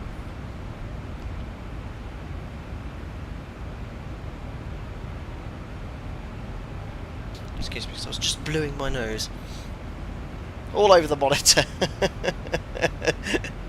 Bless you, thanks guys, thank you. It sounded wet. Well, at least I see it into a tissue. It's an X-Plane beta thing. There are some improvements in the Zibo RC 3.4. Yeah, it's a little bit of an oscillation. I mean, the autopilot is sort of dampening out the roll slightly, but you can sort of see if you stare at the PFD. Look, yeah. If I was in the cruise and it was doing that, I'd be concerned. Yeah, it's sort of rolling a bit more now, look. Yeah, Sinex, it temporarily unblocks it, Steve. Hope you're doing well, buddy. Anyway, nice to see you here.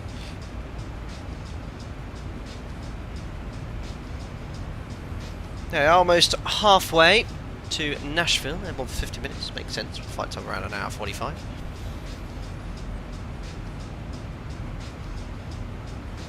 Sim 737 pilot, lost my sense of smell when I got COVID for a bit. It was funny not smelling my dog's stuff, but scary at the same time. But I couldn't smell petrol, anything burning. Yeah, so I lost my sense of smell and taste. Taste for only about a day, but I lost all of my sense of smell for about 4 or 5 days. And I mean, it was just like you explained, no smell at all. I mean, I remember fuel, obviously a very unique smell. You smell it. I couldn't smell that. I could brush my teeth. I couldn't smell the toothpaste. It was horrible. But it only lasted about 3 or 4 days. Yeah, it's the only time I've had a sort of cold-like symptoms, and it actually put me in bed. I was in bed for 2 days, and the first day I was bedbound. I went for a shower and I thought I was going to fall over. It was awful. Oh, hello, Rezex. I had no idea you were streaming. Thankfully, I saw the Discord. You must have missed the... I do a lot of everyone tags, but I can understand if you want to mute them. I do a lot there. But yes, this is the 44th members-only group flight. Nice to see you here in the chat. Yeah, Steve, same. Well, I mean, I've caught it, but so many people seem to have different symptoms and side effects after COVID. Blob here. That's the first time I've ever seen an actually quite clearly defined weather system in the sim. I can't really see anything up there off this roll. You can actually see the aileron moving. Look, you can see the aileron, look, moving up, down, down. Pfft. Yeah, that would make you feel sick after a while, wouldn't it? Yeah, that's a shame. Even the spoilers sort of popping up occasionally. Now if I turn, I'm just going to disconnect the autopilot briefly and see if it's actually the mod or the sim. Is it actually stopped now? No. So let's disconnect the autopilot. So I've just disconnected the autopilot. Yeah, it's the mod. That's the Zebo mod. Nothing getting. So the autopilot's disconnected here. Oh, there's a little bit of oscillation in. I think it could be a little bit of an X-Plane thing, but the Zebra mod's really exasperating. So look, the autopilot's still off. Look, you see this little oscillation in roll. But if I put the autopilot in, the mod is obviously reacting to that, and it's making it worse. So it's constantly correcting itself. Sim 737 pilot, winds are only 51 knots down here at flight level 260, much better than 360. Yeah, 51 knots and 71 knots. What's your ground speed and true airspeed down at 26,000 feet? You might have 20 knots less wind, but I should think we're travelling significantly faster. 462? What are you flying in? An F-16? Well, yeah, but Sim 7, you're going the other way, Sim 737 pilot, aren't you? You must be with that wind. Rezex, you would love to have flown along, but I left to go on holiday today. Unfortunately, my membership will run out by the next one. Oh well. Well, thank you very much for joining and for being a member for that period of time. Very sorry that you are going, but I hope you... Did you join in any of the group flights? I'm not so sure, but I always try to remember as many people as possible on the channel. And one of which you've been a member for a long time. So thank you.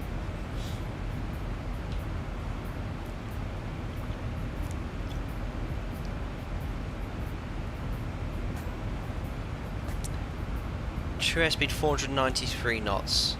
Okay, and you're 26,000 feet doing that true airspeed. You must be going point 9 or something. You did do the last one, yes, my first VATSIM event as well.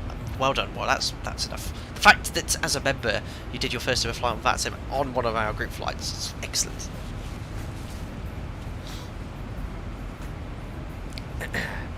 A question for you guys. Do I sound very bunged up on the microphone? I certainly feel it. But you probably can tell I've got a cold.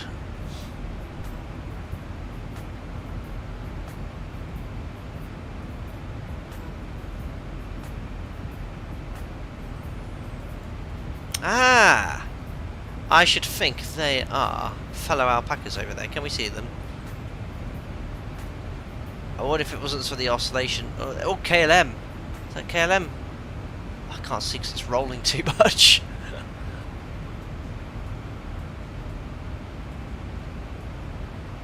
Yeah, this is certainly a combination of the Zebo mod and X-plane.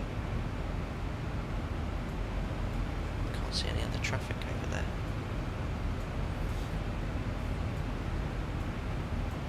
No, unfortunately not. No, just a bit bunged up, tiny bit, not really. You do sound like you have a cold, but not too bad. Yeah, it's not too bad, okay. RSX, yes. Yeah, where were we? We were in Japan, weren't we, last month? Yes, absolutely horrifying, because the accents were very hard to understand. Yes, I suppose, I don't know where you're from, ResX, but if you're a non-English speaker, when you're hearing sort of a thick accent, it can sort of be even more difficult to understand. Obviously, I'm very fortunate to be a native English speaker, so it is a little easier for me to understand. KLM must be time accelerating. They departed behind me and are slower, but now in front of the American in front of me. Yeah, on VATSIM you can time accelerate, can't you? You are allowed to do it in the oceanic sections, aren't you, or something, or en route if it's no ATC? I can't remember the rules. I think there is an allowance for it, isn't there? I never do it during a stream. I like to keep it as realistic as possible.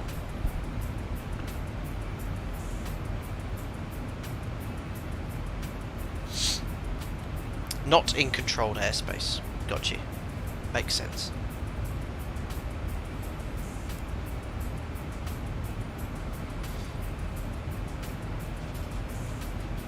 There we are, just flown over Hotel Victor Quebec, now routing towards Spade. There we are. Where are we near? What is this city we've flown over? Charleston? Charleston and Huntington. I thought that place was called Cheesecake. No, it's Chesapeake. Huntington, Tri-State, Ferguson. Has anyone here been to there? Don't know. How would an American describe this part of the world here? Lexington. Oh, I've heard of Lexington. It's quite a large city, isn't it?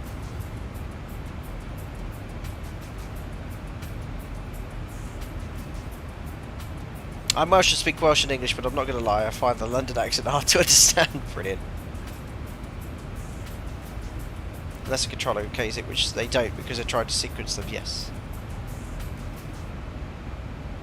Straticos hick pedunk. That's the term for the rural Midwest. Yeah, right. Well, I doubt I'll ever find myself in Louisa by Big Sandy Tug Fork and the Louisa Fork at any time in my life, which we're about to fly over. Let's have a look outside. Well, I would, but there. Oh, there's a little bit down there. Yeah, look at all this. Very rural, very sparsely populated.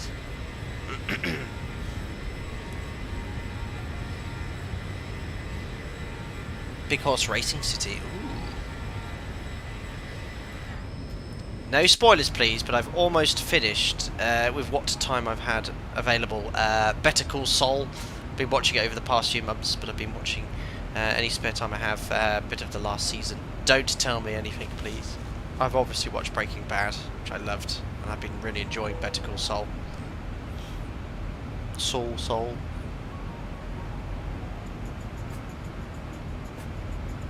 I think this is sparsely populated. You've not been over Kansas or Wyoming. I mean, everything's big in America. When I lived in Arizona for 6 months, you know, we used to drive into the desert, and you'd have, you know, single carriageway roads for 50, 60 miles, dead bolt straight line, and it's just that you drive on it, you wouldn't actually pass another person. It was crazy.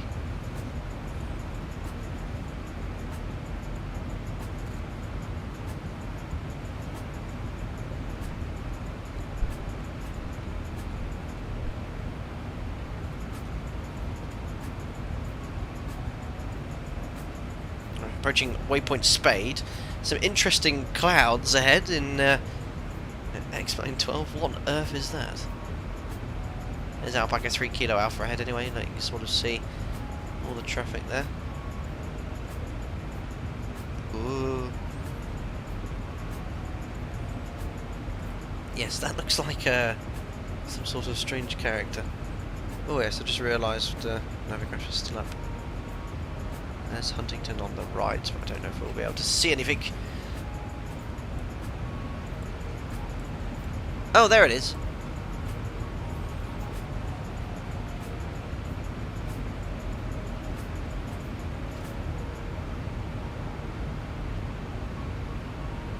Is Jack here today? Yes, he is. He's downstairs. With a tooth missing. He had to have a tooth pulled out on Monday. Yeah, he's feeling much better, but he is downstairs.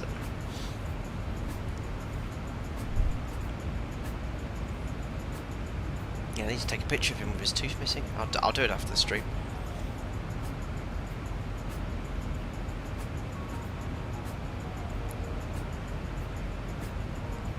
Well, I can go get him if you like. Would you like to see Jack? I've no doubt some of you would. I'll see if I could show you his missing tooth. Yeah, he was a bit groggy because he had to have an operation and general anaesthetic to knock him out, to get his tooth out, because he chipped it and he had to have the root removed. The second one there, so on he's got no teeth on the bottom of his mouth. He's had to have two removed. But yeah, I think his first few days he was a bit groggy, and since I've had him, he's been fully recovered. Didn't have to worry about any of it. Oh, Rezex, you're waiting for a connecting flight in real life. Oh, well, thank you very much for tuning in, buddy. Excuse me. Anyway, I'll go get Jack. Hold on.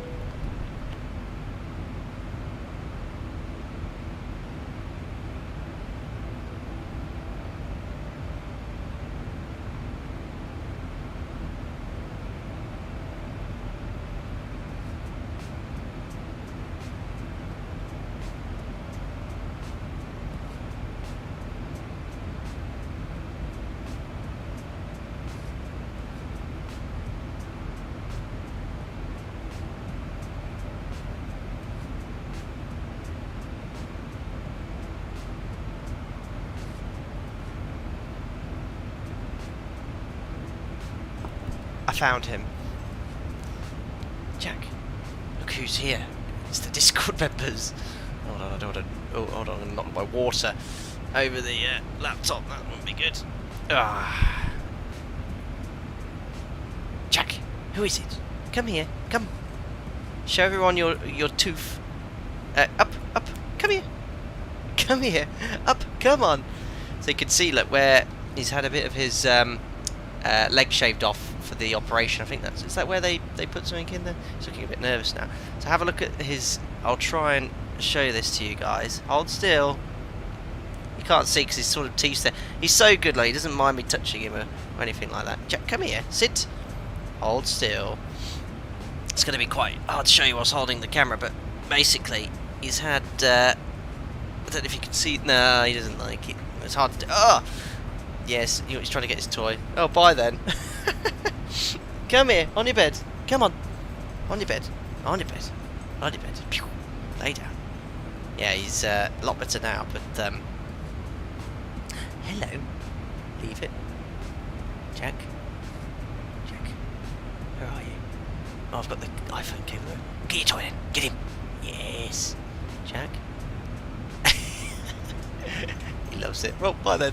Yeah, he had a quite a long walk just before the start of the stream. Took him here in the evening. Yeah, the injection site. Yeah, but for the first few days afterwards, he was really groggy. Didn't like it at all. Wasn't eating or drinking, but the vet said that's normal. And yeah, he's back to his usual self now.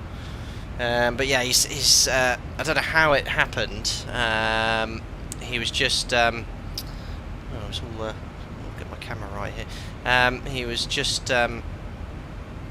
Noticed his tooth had been chipped and was like, I don't know how that happened, but yeah, the vet said, look, just like it happened before, and he said, look, we're just gonna have to remove it because if you leave the root in, it can damage it or get infected or something like that. So he had to go on anti-inflammatories for a few days before the operation, and then have the operation. But yeah, he's got 2 of the 4 teeth that dogs have on the bottom of their gum. He's had 2 missing. They're both on the right, so he's got like a big gap now. It looks like a little toddler. Yeah, they're dripping for the anaesthetic. But probably still not 100%, but they recover fast. Yeah, he's at 90%. Yeah, 90% now, I'd say. Yeah, he was loving his walk today. Anyway, gets very excited. Yes, still unusual clouds at X-Plane 12. We're progressing. Ah, look, 100 miles from top of descent. Wonderful. Well, we'll start setting up for the approach.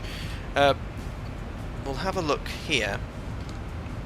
See if there's any sort of ATIS online. There is an ATIS, so I'm going to listen into the ATIS. Well, as we're on Unicom, we might as well go off Unicom to grab that if we're in range. So 135.1.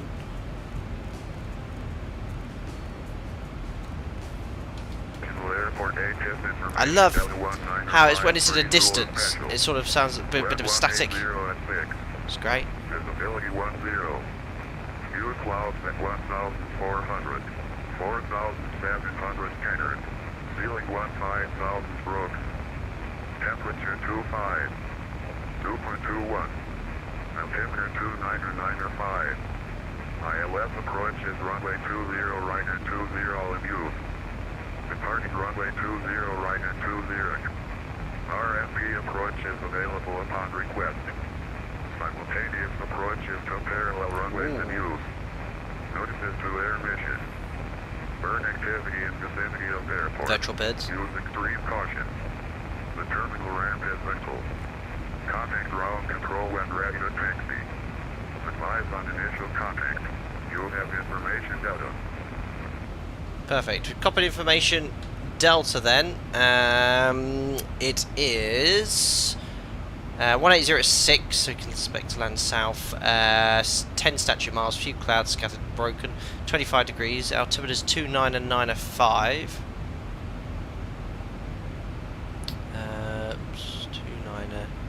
905 preset. Landing on 20 right, 20 left. So I think we'll plan for 20 left as it's the sort of closest runway we'll get to. So 20 left, but it could be 20 right as well. So we can switch over to the 20 right if needed. But 20 left comes first, and the rest is all okay. So yeah, we've missed the nasty weather there. Game on, am I the only one with really low audio on the radio equipment? Have it all the way to the right.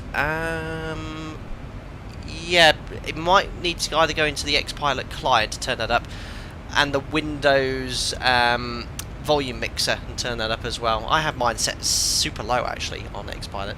Then also check your volume if you're in the mod, for example, or any aircraft in X-Plane 12. A lot of them actually model this. So if it's turned down, the audio is turned down as well, just like with the real aircraft.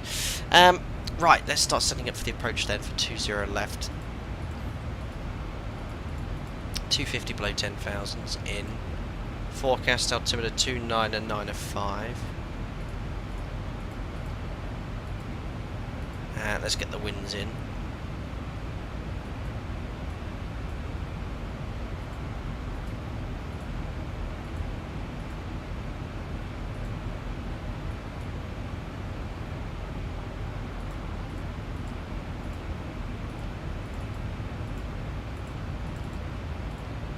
.296 and 54. So headwind in the descent. That's why it's important to get. When you got a strong headwind or tailwind, it's important to get the correct winds in the FMC to ensure that you get an accurate descent profile by VNAV, or as accurate as possible.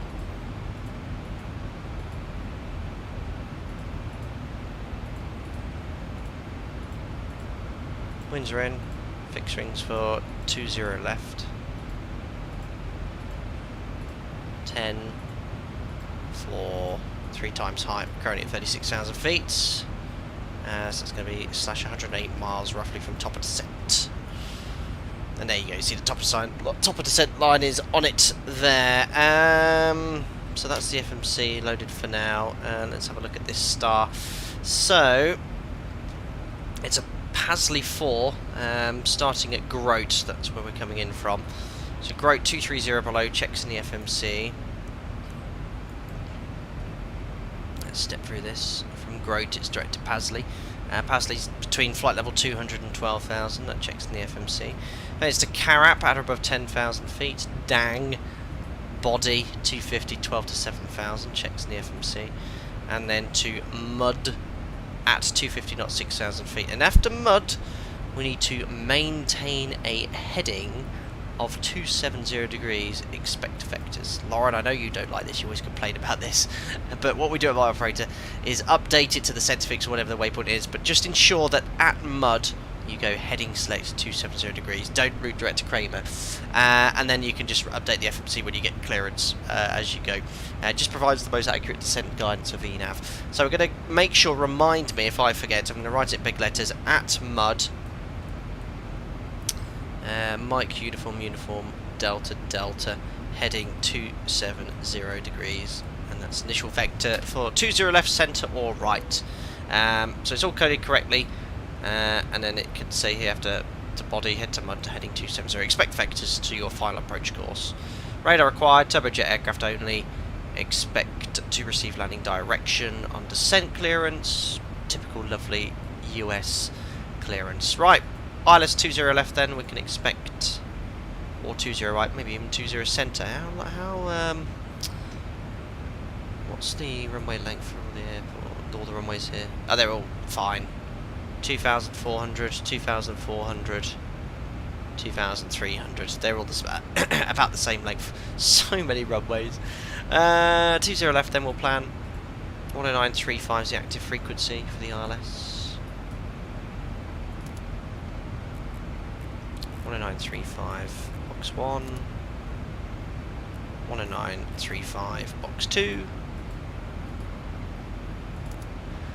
Missed approach is based off the Bravo November Alpha VOR, which is Nashville 14-1. We'll put that on standby. Minimum 751 feet. Ooh, weird clouds that explain what is going on.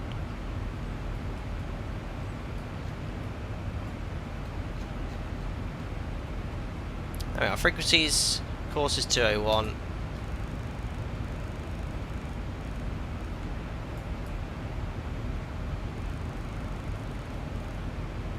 Frequency course is minimum set. MSA 3100. Departing 20 centre, landing 20 left and right when we were departing. Thank you, Lauren. Frequency courses minimums are set, so expecting vectors towards Kramer. If not, we've got some points on the extended centre line to the north, Wayland and Rebar, there we are. So wherever we get vectored towards, we'll extend the centre line or route direct to the waypoint at Kramer. Like most US airports, the DME is not co-located with the threshold. So DME here 1.6, which you'll see here when we get within range, is the threshold, not 0. So just bear that in mind, be careful with that. 1.6 is also the missed approach point as well. RVR required. I need to learn this. In the US, this figure here is obviously not meters. Is it statute miles or feet? I can never remember. Half a mile, or half of something. It's about 550 meters, and it can be reduced if you had a heads-up display. We'll call it that. 3 degree ILS and the. Path, we could check in the FMC, 3 degrees as well. Where's Pappies? I don't know. I'm sure it's Pappies. I'm not used to Jefferson, remember. Hundreds of feet and miles, thank you. 200 and... What? Half a statute mile. Ah, okay. Got you. Yeah, 240 feet.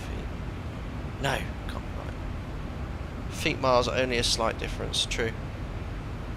We'll go with half a mile of is. Because the ATIS always gives visibility in statute miles here, doesn't it?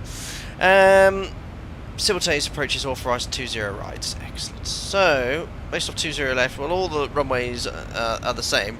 Let's base the performance off the shortest one. 2348 is the shortest. 20 right. All the others are longer. So we'll go off this. 2348. Let's punch that into the OPT.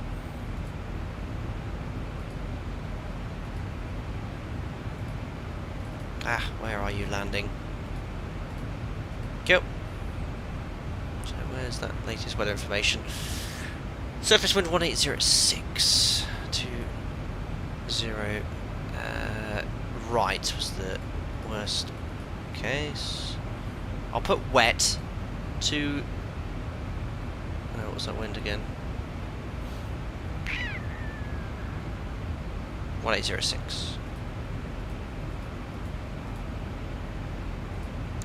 Temperature 20. I can't find all my information. 25 degrees 2995. It was 2995. It's about 1014. Let's try flat 30. Fuel, we're going to burn 800 kilos. Landing weight is going to be 64.7. Pretty heavy. Flat 30. 64.7. Flat 30 order brake 3 is using all of the runway, 2,163 metres with an assumed air distance of 357. I might just go flat 40 here. That's better. Flat 40 order brake 3. And that's 1995.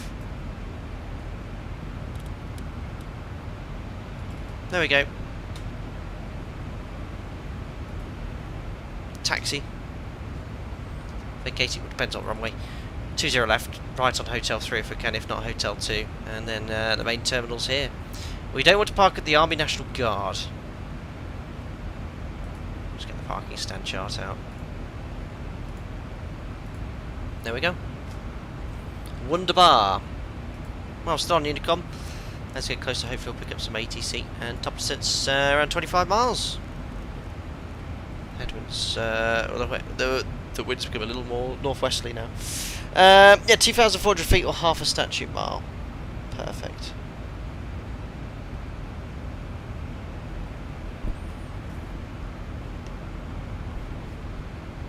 Steve, total change of subject. Sorry, I missed that there. This new Beyond ATC sounds promising from what I've seen. Yes, this is the new default ATC coming to Microsoft Flight Simulator, isn't it? Which is using sort of AI to provide ATC and voice responses. The default is very basic, of course.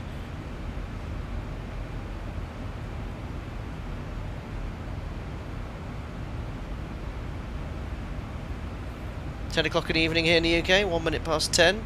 When in Europe, it's getting late for you.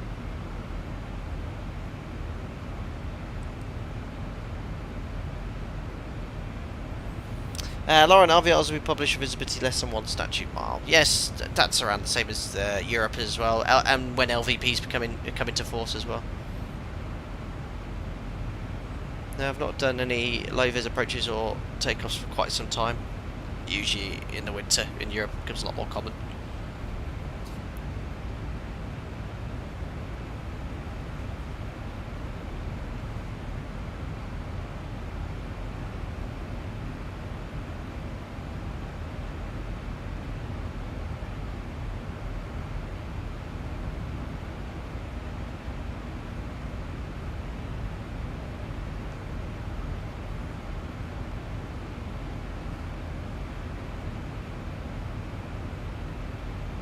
Game of deal. Gotta say, I used to love the Airbus cockpit, but slowly liking the Boeing more. Just makes sense in the Boeing, doesn't it? Even in this dinosaur. No, the 7.8 cockpit, which I've been flying recently, is very, very smart. Very, very nice.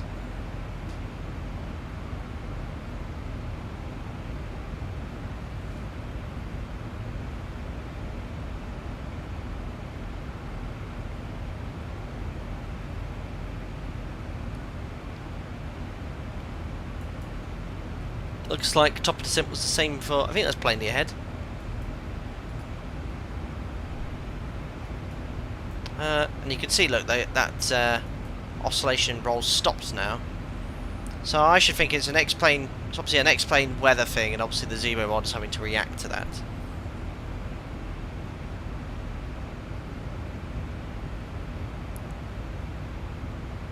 Steve, yeah, for Microsoft from 2020, it looks seriously cool in the demo I've seen. Great for people to get used to talking, don't have to before using VATSIM or when there's no coverage. Very cool.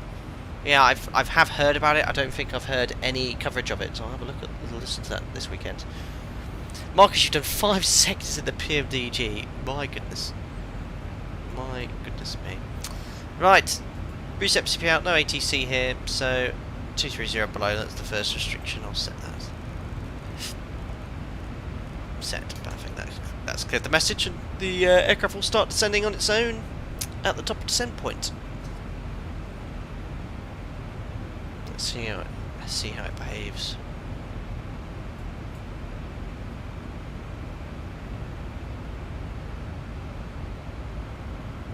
Now that's gone back to cruise, perfect. Retard. The spool down is a little fast. In real life, when you've been at the cruise, it reduces thrust a lot slower than that. But it's sort of, for the desktop simulator, I think there has to be some sort of allowance.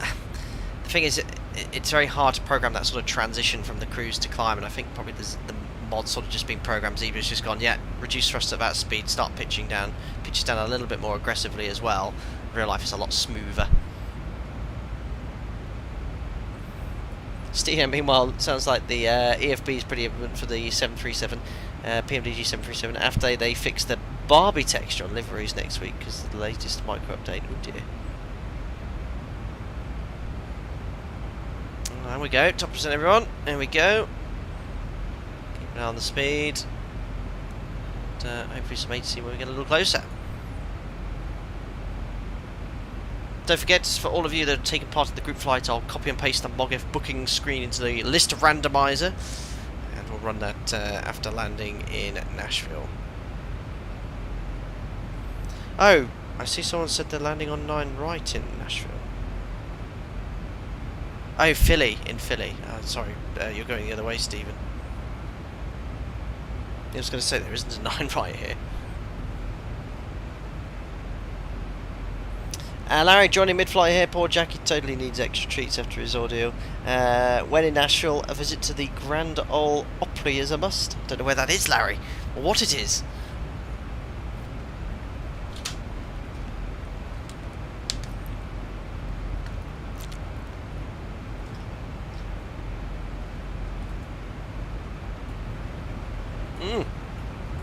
My goodness, it's very dramatic. I mean, it's sort of CBs like that do poke up out the ground when it's sort of isolated CBs. Not sort of looking like that though. It's a little change in shape, but it does sort of look like that.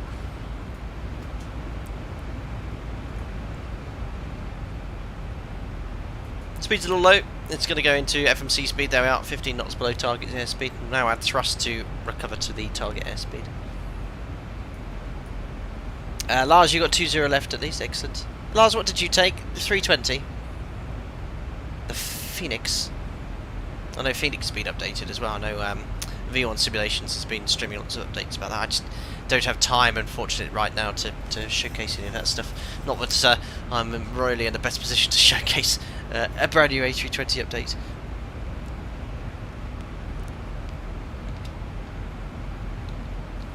The Grand Ole Opry is the Country Music Hall of Fame, essentially. I didn't know that.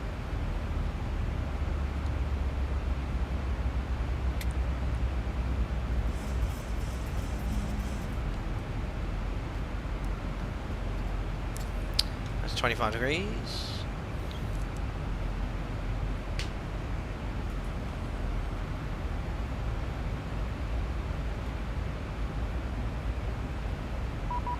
Ah, ding dong. It is. Please don't respond via private message. Use this frequency. Okay.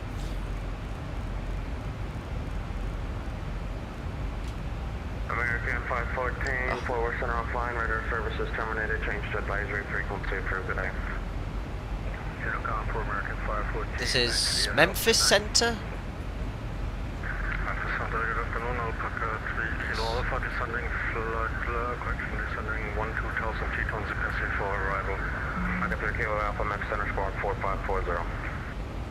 Squawk 4540, Alpaca 3 Kilo Alpha. 218. Right, I'll do the US thing now. Look, I'll set the 10,000. With a sign in the blues, and he just forgot to put it in your flight plan.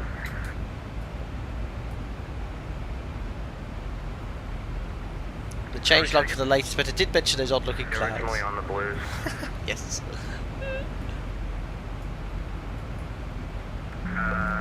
Well, my flight plan was on the Monarch 3, so I don't know if anybody changed it. He's a Frenchman. 218, for now, fly heading 27. True, Steve. Seems to be a bit of a mixture. 260, just go to 18. Wings 2177. Eurowings, he's a long way from home. Supervisory frequency approved, good day. Utica, Spirit Wings 2177. Oh, Spirit, what says.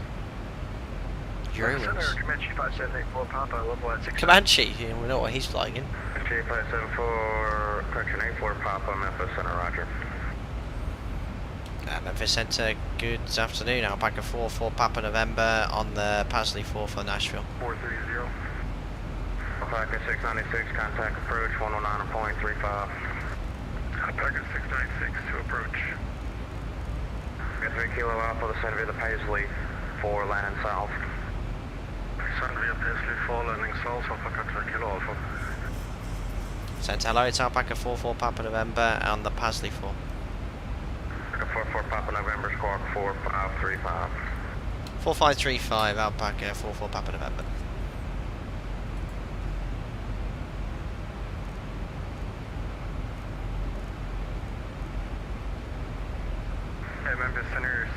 Now that sounds like Tennessee, does it? Is that a sort of Tennessee accent?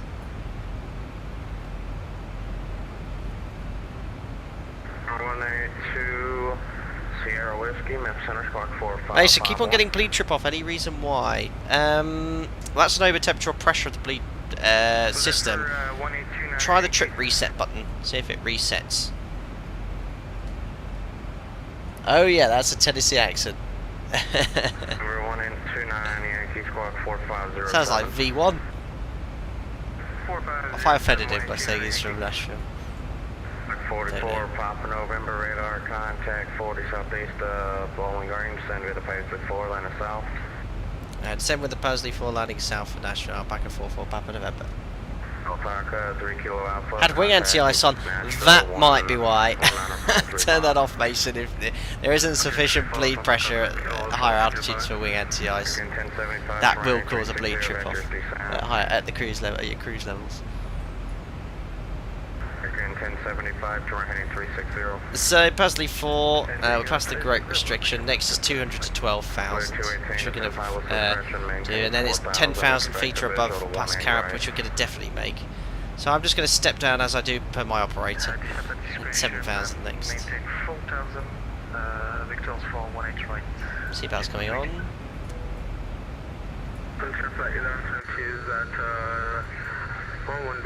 Great FPS here, look, 60, locked on at 60 FPS. Silky smooth. PC's ticking along really nicely. Memphis Center Comanche 5784 Papa, request. 4 Papa, go ahead. I'd like to request the on-air runway 22 with our initial fix being Checka for our destination airport. Spell that for me. Affirm. Charlie Hotel Echo Kilo Alpha for our initial approach fix. April Papa. Oh. 4 Papa, proceed direct, Checka. Proceed direct, Checka, April Papa. Oh. See that? Just that was a little graphics thing. I think that's another beta thing I'm getting. I'm getting a lot of these sort of like little flashes and oscillations and things like that. 75 to rank 170. 270.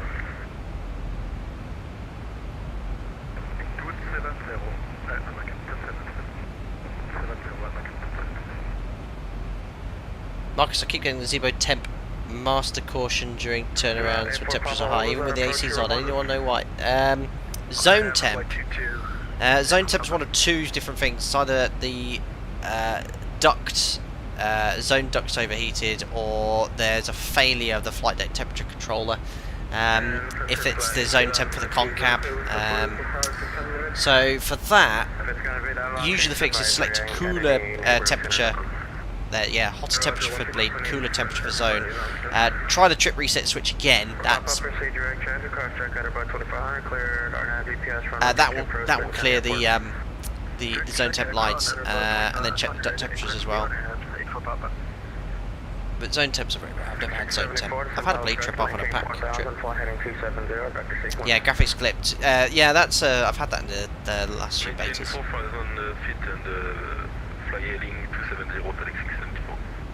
44 Papa November, contact Nashville approach, 119.35, good night.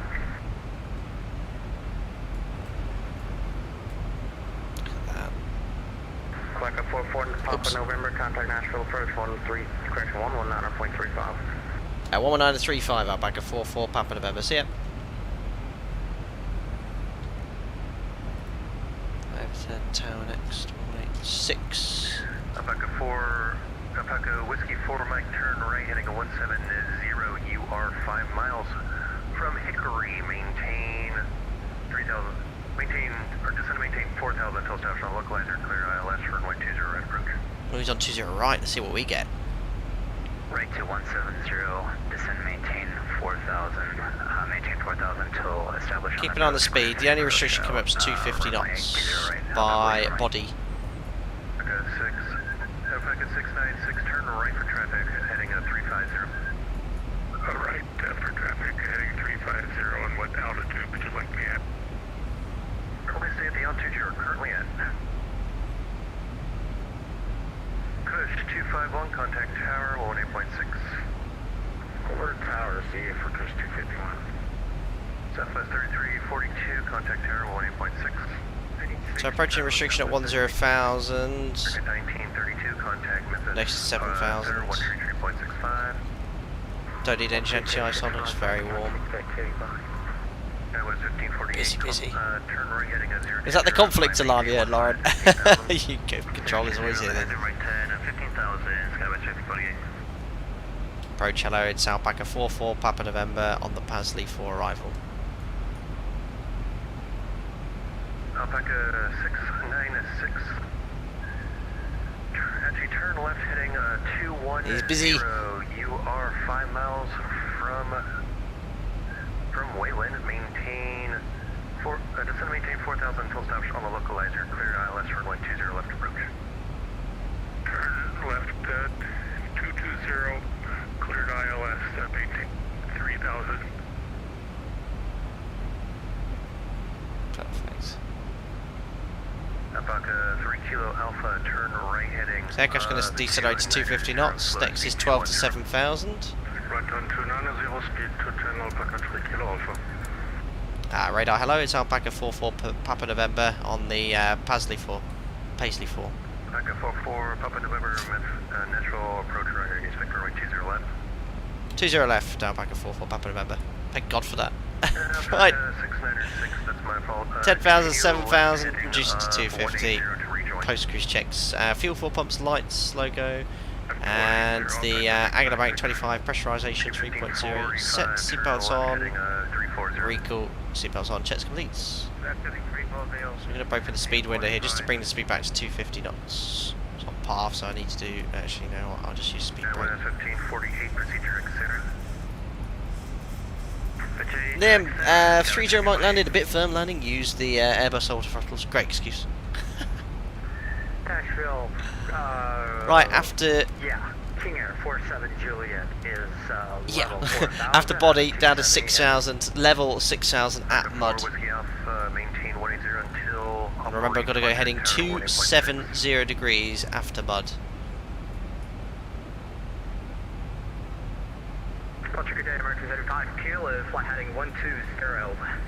Again, it had a temporary overheat detector on number 2 on Takeoff, lovely. That requires memory items. Auto throttle disengage, close the thrust lever. If overheat light stays illuminated, you do the fire sphere damage drill. Up to 15,000.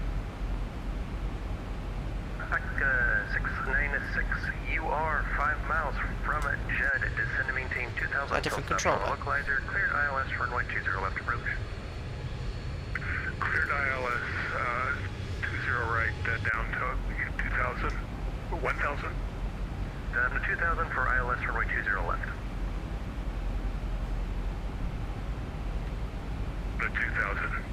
Good job, buddy. 5 kilo, air for flight heading 120 at 4,000 feet. Skywest 1548, contact center 133.65. Status profiles broken, gives base spurious conflict altitude alarms. Oh dear. 75 kilo, Nashville departure, radar contact, climb, maintain 15, 15,000, proceed direct Oscar. Oh, bit of rain. Direct Oscar at 1. Now that is realistic, that sound. Want to go, getting ready to go, heading select. 696, contact tower 18.6. Checked. Remember, this is a non-CDA here. We've got to be level at 6,000 at mud, and we'll maintain that height from there onwards. Although we want to keep descending though if you're going straight in. 1545, turn right heading of 150. Right heading 150. Get ready for heading selects. 1545.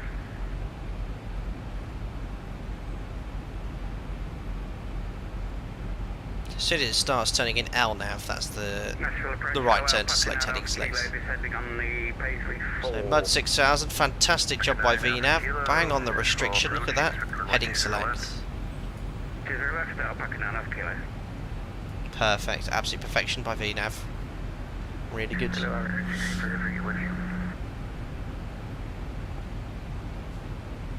1633, Nashville approach for Nashville departure, radar contact, climb, maintain 15,000, and proceed direct Oscar. So we might get a little bit high now, but it looks like we're going to sort of go in this direction anyway, slightly off the profile.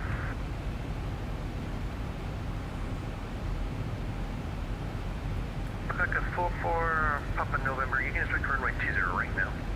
20 right, Alpaca 44, Papa November. No! No! Alpaca 44, Papa November, descend and maintain 4,000, heading at 280. Heading 280 degrees, descend maintain 4,000, Alpaca 44, Papa November. 4,000 feet checked. Oh, right, you should be able to... Oh, no, that's fine. VNAV, vertical speed. Just do 1,000 feet per minute. Right, let me grab the charts for 20 right. So 1113. And 75 kilo, contact Memphis Center 133.65. Courses are the same, I think 201. Minimums are 778, slightly higher. Change the fixed rings as well. We've already catered for the performance for the shortest runway, so I'm happy that we've checked that. American 1545, slow speed 180. We'll update the FMC as well. Alpaca 3 kilo Alpha, you are 4 miles. Just route direct to Takeoff. Descend and maintain 2,000 until stops on local. That's fine, Takeoff, and then we've got it all in the FMC. Perfect. So briefing the chart, frequencies, courses, minimums are all set. Missed approach is still based off the Nashville VOR. Right turn 4,000, outbound 300 to Bevy. There we are, so that's all tuned. And now landing on 20 right. 3365 for 47 Juliet. Have a good one. We're going to vacate to the right, Bravo 2, taxi that way instead. Papa November, turn left heading 230, descend and maintain 2,000. Till establish on the localizer. Cleared ILS runway 20 right approach. Left 230 degrees, send 2,000 feet, cleared ILS 20 right, approach Alpaca 44 Papa November. Perfect, so...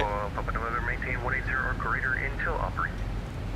180 or greater till operate, Alpaca 44 Papa November. I've been a bit distracted, I'm going a little fast there, so use a bit of speed brake. I've definitely got the correct ILS here. Why is that not tuned?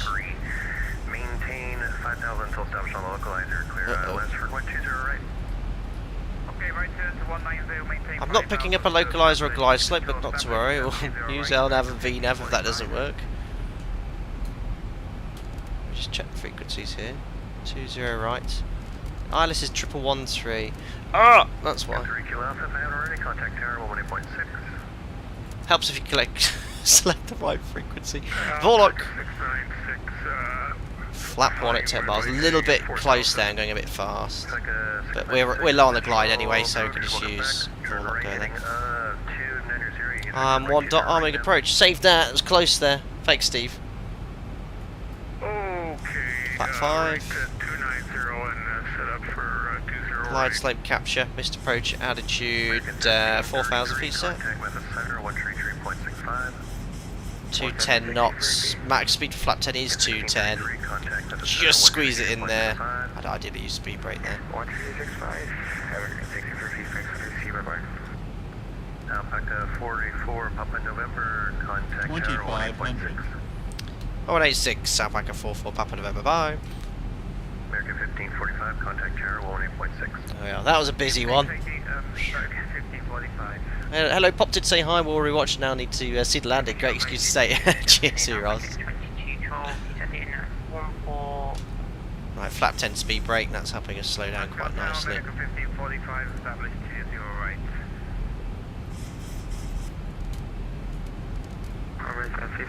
Getting a lot of noise from that speed brake. There we are, look at that, almost a parallel approach. Alpaca 3 kilo alpha there, perfect. This American airports are so good for MOGFs, they can fit us all in. 44 Papa November, Nashville Tower. Hello, just checking in, established, dial S20 right at 4 miles. 44 Papa November, 2405, running 20 right, clear to land. 20 right, clear to land, Alpaca 44 Papa November. Flight 25. Start switches. Speed brake. Arm green lights. So much noise there. Flat 30. I'll see how the checklist runs. Sometimes it doesn't always work. Let's have a little listen. Landing checklist. Oh god, that's loud. Start switches. Continuous. Recall. Checked. Speed brake. Armed green light. Landing gear. Down 3 greens. Auto brake. Oof. Auto brake 3 set. Very high attitude Flaps. low there. Not again. Oh yeah, flat 40. Flaps My 40 bad. set, That's green my light. bad. Landing light. Speed check. On. Landing checklist complete. It works. Sometimes it works, sometimes it doesn't. Right, flaps, 40 green lights. Thank God for the checklist. It reminded me that we're planning flap 40. Good job. A little excessive thrust. I've noticed the autothrottle is very slow to respond in the mod at the moment. It's a lot more aggressive here. Disconnecting autopilot, autothrottle. Clear to land.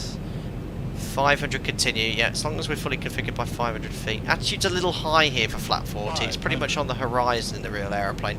Here it's around 2.5 degrees. That's not right. Attitude's a bit off here for flat 40 in gear and a little bit too much thrust. We are heavy though. But should be quite up at 66. Checked. Little high, keep ascending. Well, there is a power line about 50 feet below the aeroplane. Keep ascending. Continue. I just feel a little sluggish. 50, 40, 30, Check. 20, Close. 10. Oh god, that's coming down quick. God, I just saved it there.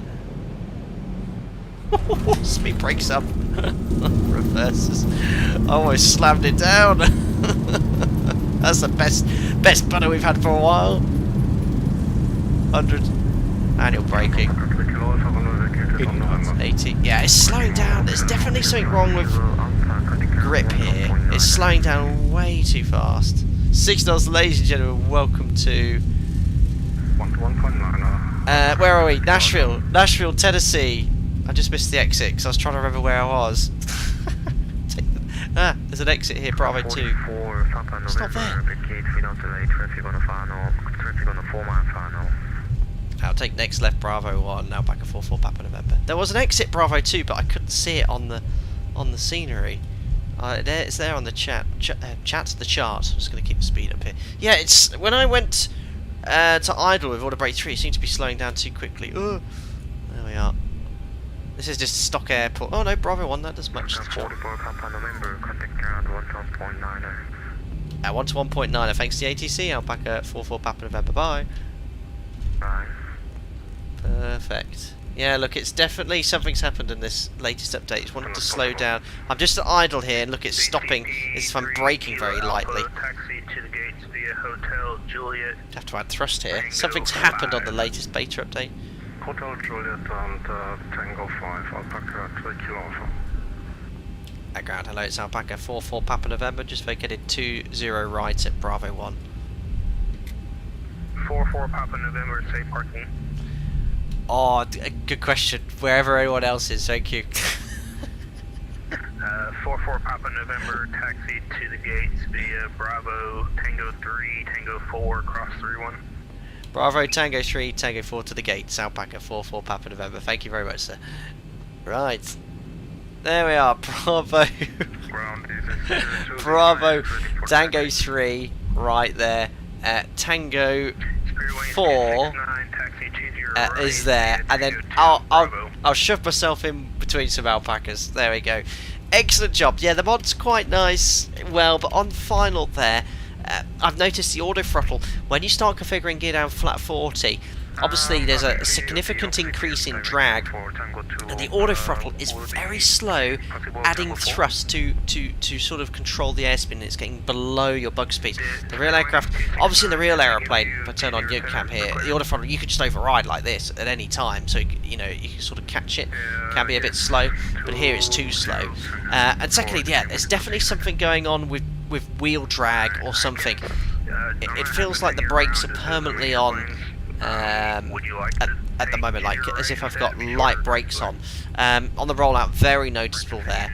So that's something I've noticed with the latest beta update. Hopefully they'll address that with the next fix, because that's certainly broken. It's always been really nice, the X-plane with the sort of inertia, allowing the aircraft to roll. But at the moment, as I said, it feels like the aircraft is braking very lightly. Otherwise, all good, all good.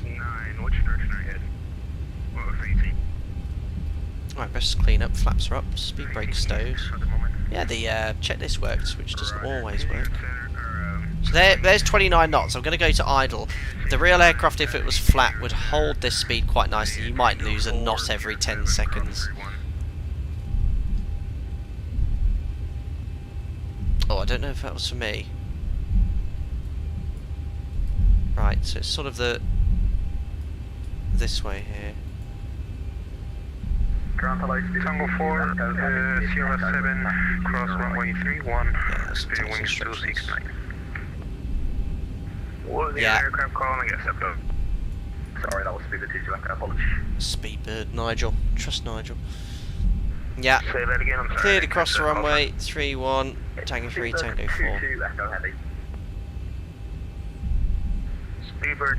Yeah, but I mean, I had to brake there for that exit, but it's certainly like I've got about 33% here, and it's barely accelerating. It would be up, you know, a knot every 2 seconds accelerating. 22 heavy, or 22 Echo heavy, taxi to your right via Tango 1 Bravo. Tango 1 Bravo to your right, Speedbird 2 heavy.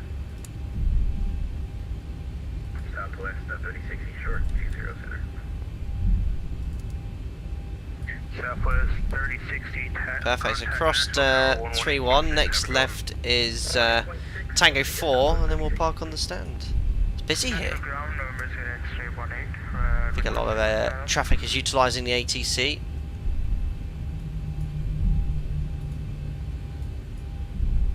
Oh, bit of taxi music on. That's a great flight. ATC's been fantastic. Very, very, very smooth. God, it's busy here. All 9 Alpha Kilos just about to land. That's Andy. I'll try and see his landing whilst taxiing as well. Andy, did you land before the threshold there? I think he's going to have to come clean, Andy.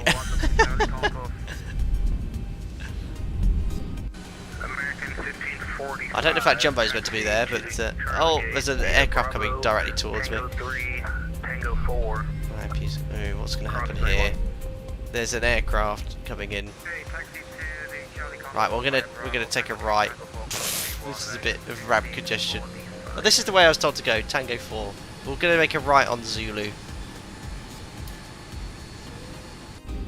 God, so much thrust needed. We'll go next to this 747-800.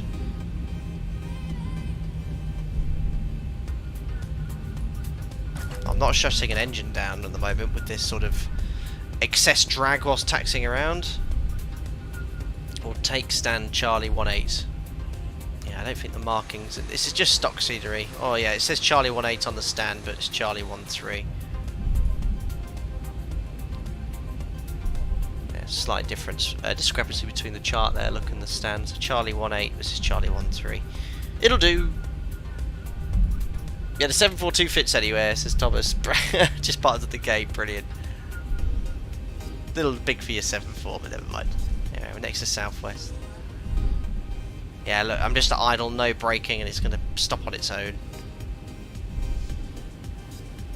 Just need a tiny bit of brake. That'll do us. There we are. Parking brake set. 2 blues, red, engine dead. Ladies and gentlemen, welcome to Nashville, Tennessee. A wonderful flight. Flight time was meant to be 1 hour 45, probably around 1 hour 43. Saved a couple of minutes there. Mel did a very good job. There are a few little issues here. Yeah, the flight on pitch was quite nice, but on a little bit too high an attitude and too much thrust there for flat 40. We'll open the isolation valve, pop on the AP because it is hot. Verify that N2 on engine 1 and 2 is below 20% N2, which it is. Take off the anti-collision light off, and that's in the transit state. There we go. I'm going to sneeze, guys. I think I'm alright. Oh, there we are. Excellent. There we go. We can see Alpaca 3 Kilo Alpha just landed. Alpaca 9 Alpha Kilo. That was Andy taking out half the taxi lights or localizer approach lights on his approach there. Loads of US operators here too. We've got Southwest, Delta. We've got some Alpacas, of course, as well. American Airlines, UAL. Who's that again? United. Alpaca 38 Echoes here. We've got 9 Papa Yankee. Thomas is 747-200, although it's an 800. 1149. And Alpaca 4 Whiskey 4 Mike over there. Nigel is over here too on his flight back to Heathrow in his Airbus. He's got a long way to go. Brilliant. We've got American Airlines, United, Alpacas everywhere. Yeah, nicely done. I flattened this scenery as well to fit with the ortho. God, it's busy actually on the apron here. Look at that. Have we got any Alpacas on final? Let's see if we can see any here before we roll the giveaway. Oh yes, we've got an Alpaca 2212 on final. If we can actually find out where on earth, which direction that is. Where are you? This way, wasn't it? There we are. We need to watch Alpaca 2112 land, and then we shall do the giveaway. Ah, yes, the approach lights are missing. Yes, the power lines are not best placed, it explained. I was very close to them there. What's Alpaca 2112?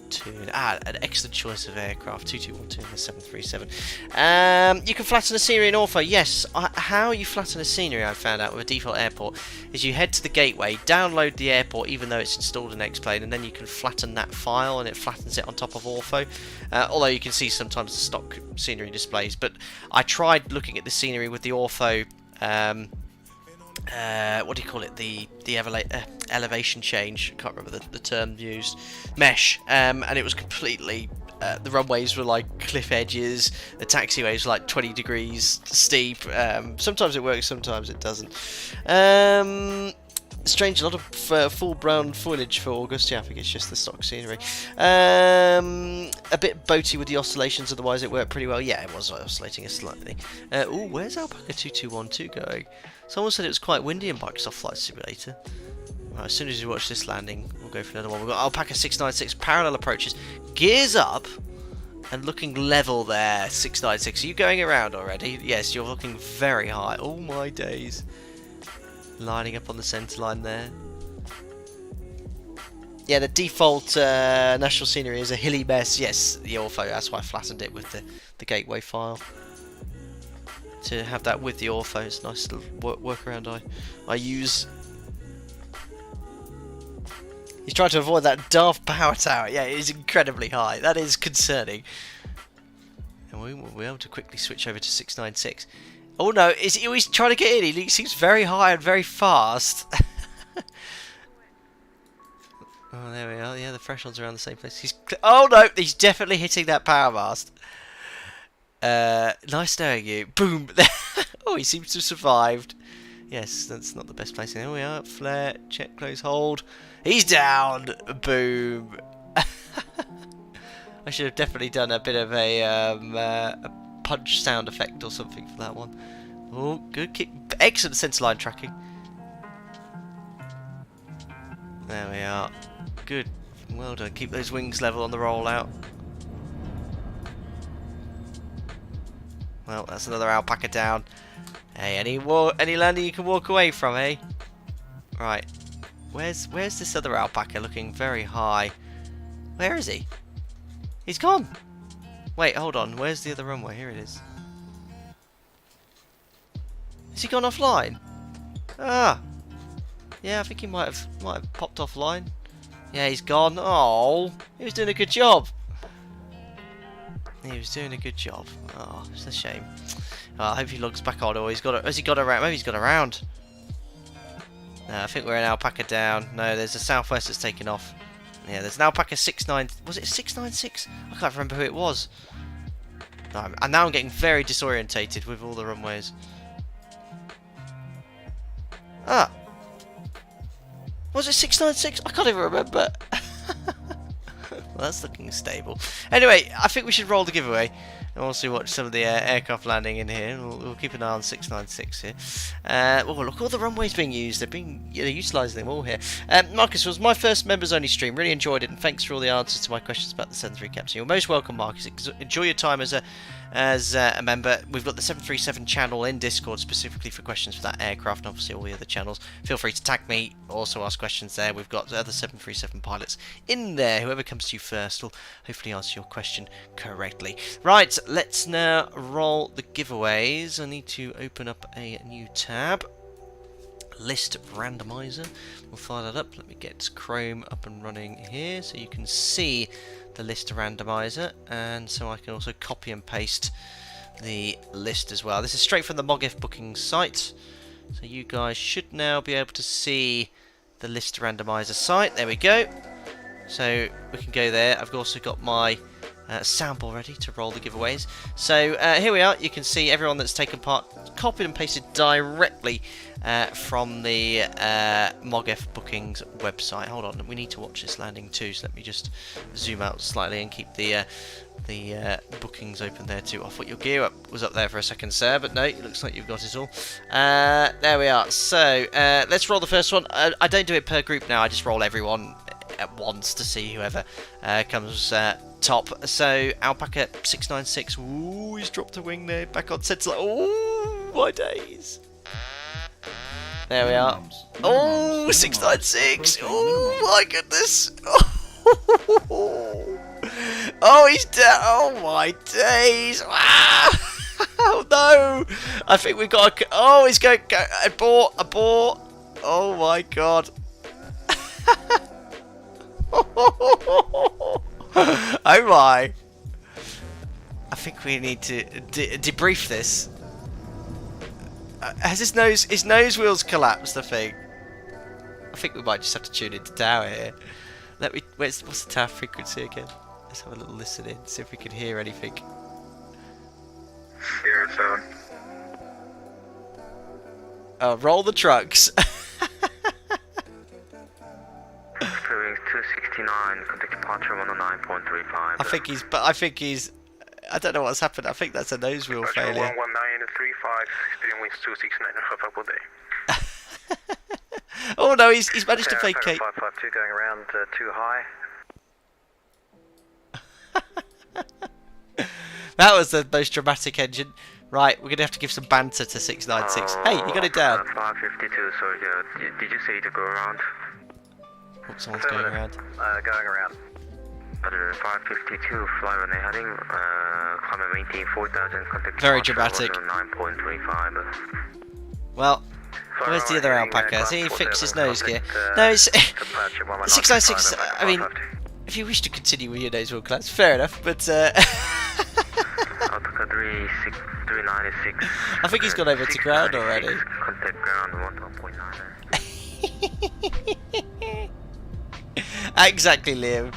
Any landing you can walk away from. Oh, the banter is great.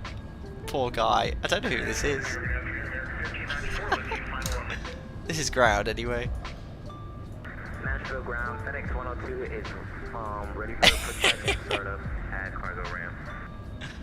United 2657, taxi 20 center via Tango. I'm seeing who it is.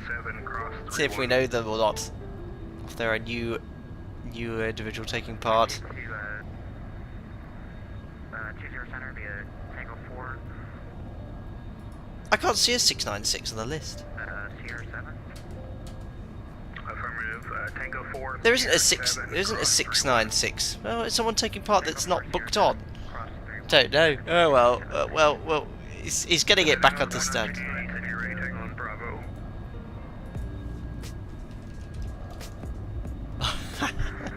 Nashville ground, say again for FedEx 102. Oh my god, what was that? That was the wrong siren sound. I got pranked there by the soundboard. I typed in siren and it was the meme that everyone gets sent on the text message. Oh god, I got bright red. Is it this one? There we go. There they are. They've rolled it. They've rolled the trucks. That was really funny. My mate's gonna take the mick out of that. They're gonna see that. Right, sorry. I'm gonna roll the giveaways now. Oh dear, that was incredibly funny. I'm just gonna turn down the soundboard here. Bring up the list randomizer. As you can see, it's unrigged. Let's now roll the giveaway. The winner of the first giveaway is Plainly. Congratulations, you're the winner of the first giveaway there. Oh dear. Well done, Plainly. I'll make a note of that. So yes, of course, the usual giveaway prize, of course, which is X-Plane gift card, any add-on for around the value of £50, or if you're in the UK, I can send you an Amazon gift card as well. Plainly says, no way, congratulations, excellent. Now, it's the same list, guys, so I'm just going to roll it again. Press again. The second winner is Brandon M. Congratulations to you for winning the second giveaway. There we are, Brandon M. Excellent. Wonderful. Well done to the giveaway winners for this month's MOGF. I'm still quite embarrassed by the soundboard sound effect we had going on there. But yes, well done to the giveaway winners. Let's get that sorted out with you. Well, I'll message you after the stream, and then tomorrow I'll send that out. Let me know what you'd like. Excellent. Another MOGF flight successfully completed. Sim737 pilot still waiting for MOG from the last MOGF. Did you, Sim737 pilot? Do excuse me. We did talk and get that ordered, because Edo, I need to message Edo back, because he won a giveaway last stream and he got it within 4 days. But I know certain merch items, depending on where you are in the world and where the item is manufactured, it can take a long time. So yeah, I'll hopefully get that. Hopefully that gets sorted. Yeah, still waiting for my mug. Yes, you did. Have you got the tracking order? Type that in on the Teespring website. It often gives you an update. But if you haven't had it after a month, come back to me and I'll chase it. Well, there's not much I could do. That's the idea. You order it and anything else can be chased up. I can't remember if I ordered it and you sent me the address or not. I can't remember which way we did it. But we'll get it sorted. And Plainly and Brandon M, let me know what you'd like to win. If it's not merch, obviously, a voucher I can send instantly. Excellent. Right, well, I'm going to log off now. A lovely and fun MOGF. Great ATC. Please send a message to the Memphis and New York VATSIM control areas, or via VATSIM USA, because they were very excited to provide ATC. They were like, yes, we've heard of the group flight, we've heard of Alpaca Airways, we'd love to do it. I had very little conversation with them. They just simply sent that, and I said, do you want any more information? She said, no, we'll be there, we'll be providing ATC, and they've done it fantastic. Both airports had full ATC pretty much, and that makes such a difference, providing such a smooth flow of traffic. We certainly had no issues in Philly. We had a few more departures than Nashville as well. So yeah, great ATC. It always is great ATC whenever we visit the United States. Anyway, we'll call it a day on VATSIM. I'll disconnect off the network, and the aircraft's all shut down here. Or in the transit case, we'll leave, transit shutdown case here. Got that awful clicking sound. There we are, putting that to PA shuts it up. And then let's cue the replay music as well. Butter, what a butter today. It was more luck than judgment. I sort of aggressively flared because I thought I was going to smash it. It sort of worked. There we are. Let's pop that to here as well. Turn down the replay music because it is very loud. Oh, guys. Oh, I thought that might have frozen for a second. Smoothly does it. Smoothly does it, Sam. Oh, it's a bit glitchy. Yeah, there's this beta, I think, for me personally, has brought more issues than I had before. The main one I can really point out is the takeoff, roll and taxiing. There's something holding the aeroplane back. It seems like some sort of weird restriction on the brakes, which needs to be revised. oscillations in roll as well. The clouds are looking good, but hopefully those issues will be addressed in further betas. It looks like some of you are already aware of those issues anyway, and they're getting the feedback, hopefully. Anyway, let's have a look at this somehow buttered landing.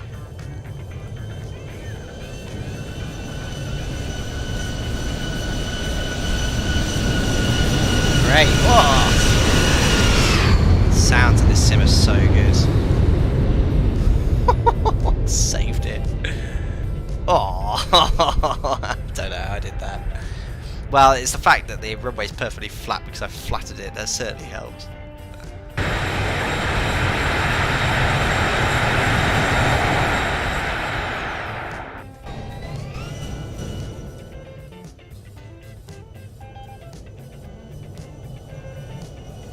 Look at that power line.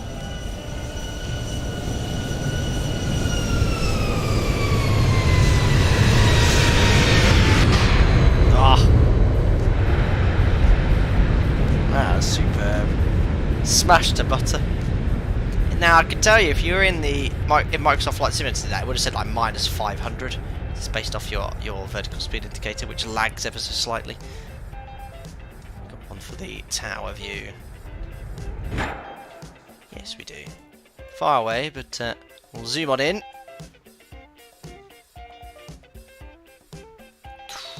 That was close.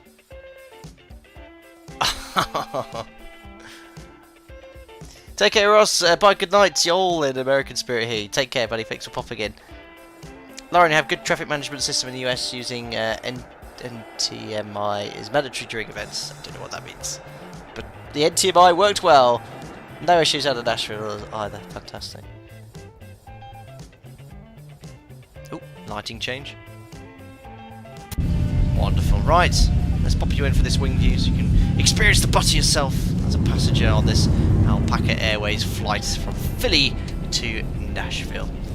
There we are. I'll put you back a little bit further today. That's not bad with the ortho. Zoom level 17. Yeah, Microsoft Flight Simulator is a big winner, but doesn't look too bad. Explain 12.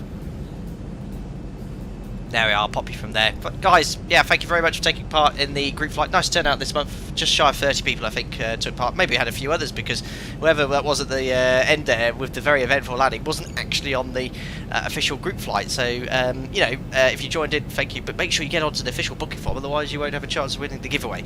But yes, I would like to find out who you are. And, we'll give you some banter in Discord for that landing. Anyway, thank you very much for taking part. To all the members here as well, thank you so much for your continued support. I have got a little bit quieter as of late because you know what's going on. I've got a potentially new opportunity employment-wise potentially coming up. I'm very busy in the process of moving house, not moving yet, but we're living out of boxes, and I'm working a full 100-hour a month roster, so I have very, very little spare time. I do have a standby next week, one day. Likelihood of getting called is high. We'll see. If I can squeeze a stream in it, I can, but don't hesitate to tag me up in Discord if you have any questions, or DM me. That's what I'm here for. Hope you're enjoying your time as members anyway, and I'll be around for the rest of the days off until I go back to work if you have any questions. Take care, enjoy the rest of your weekend, and I'll see you soon.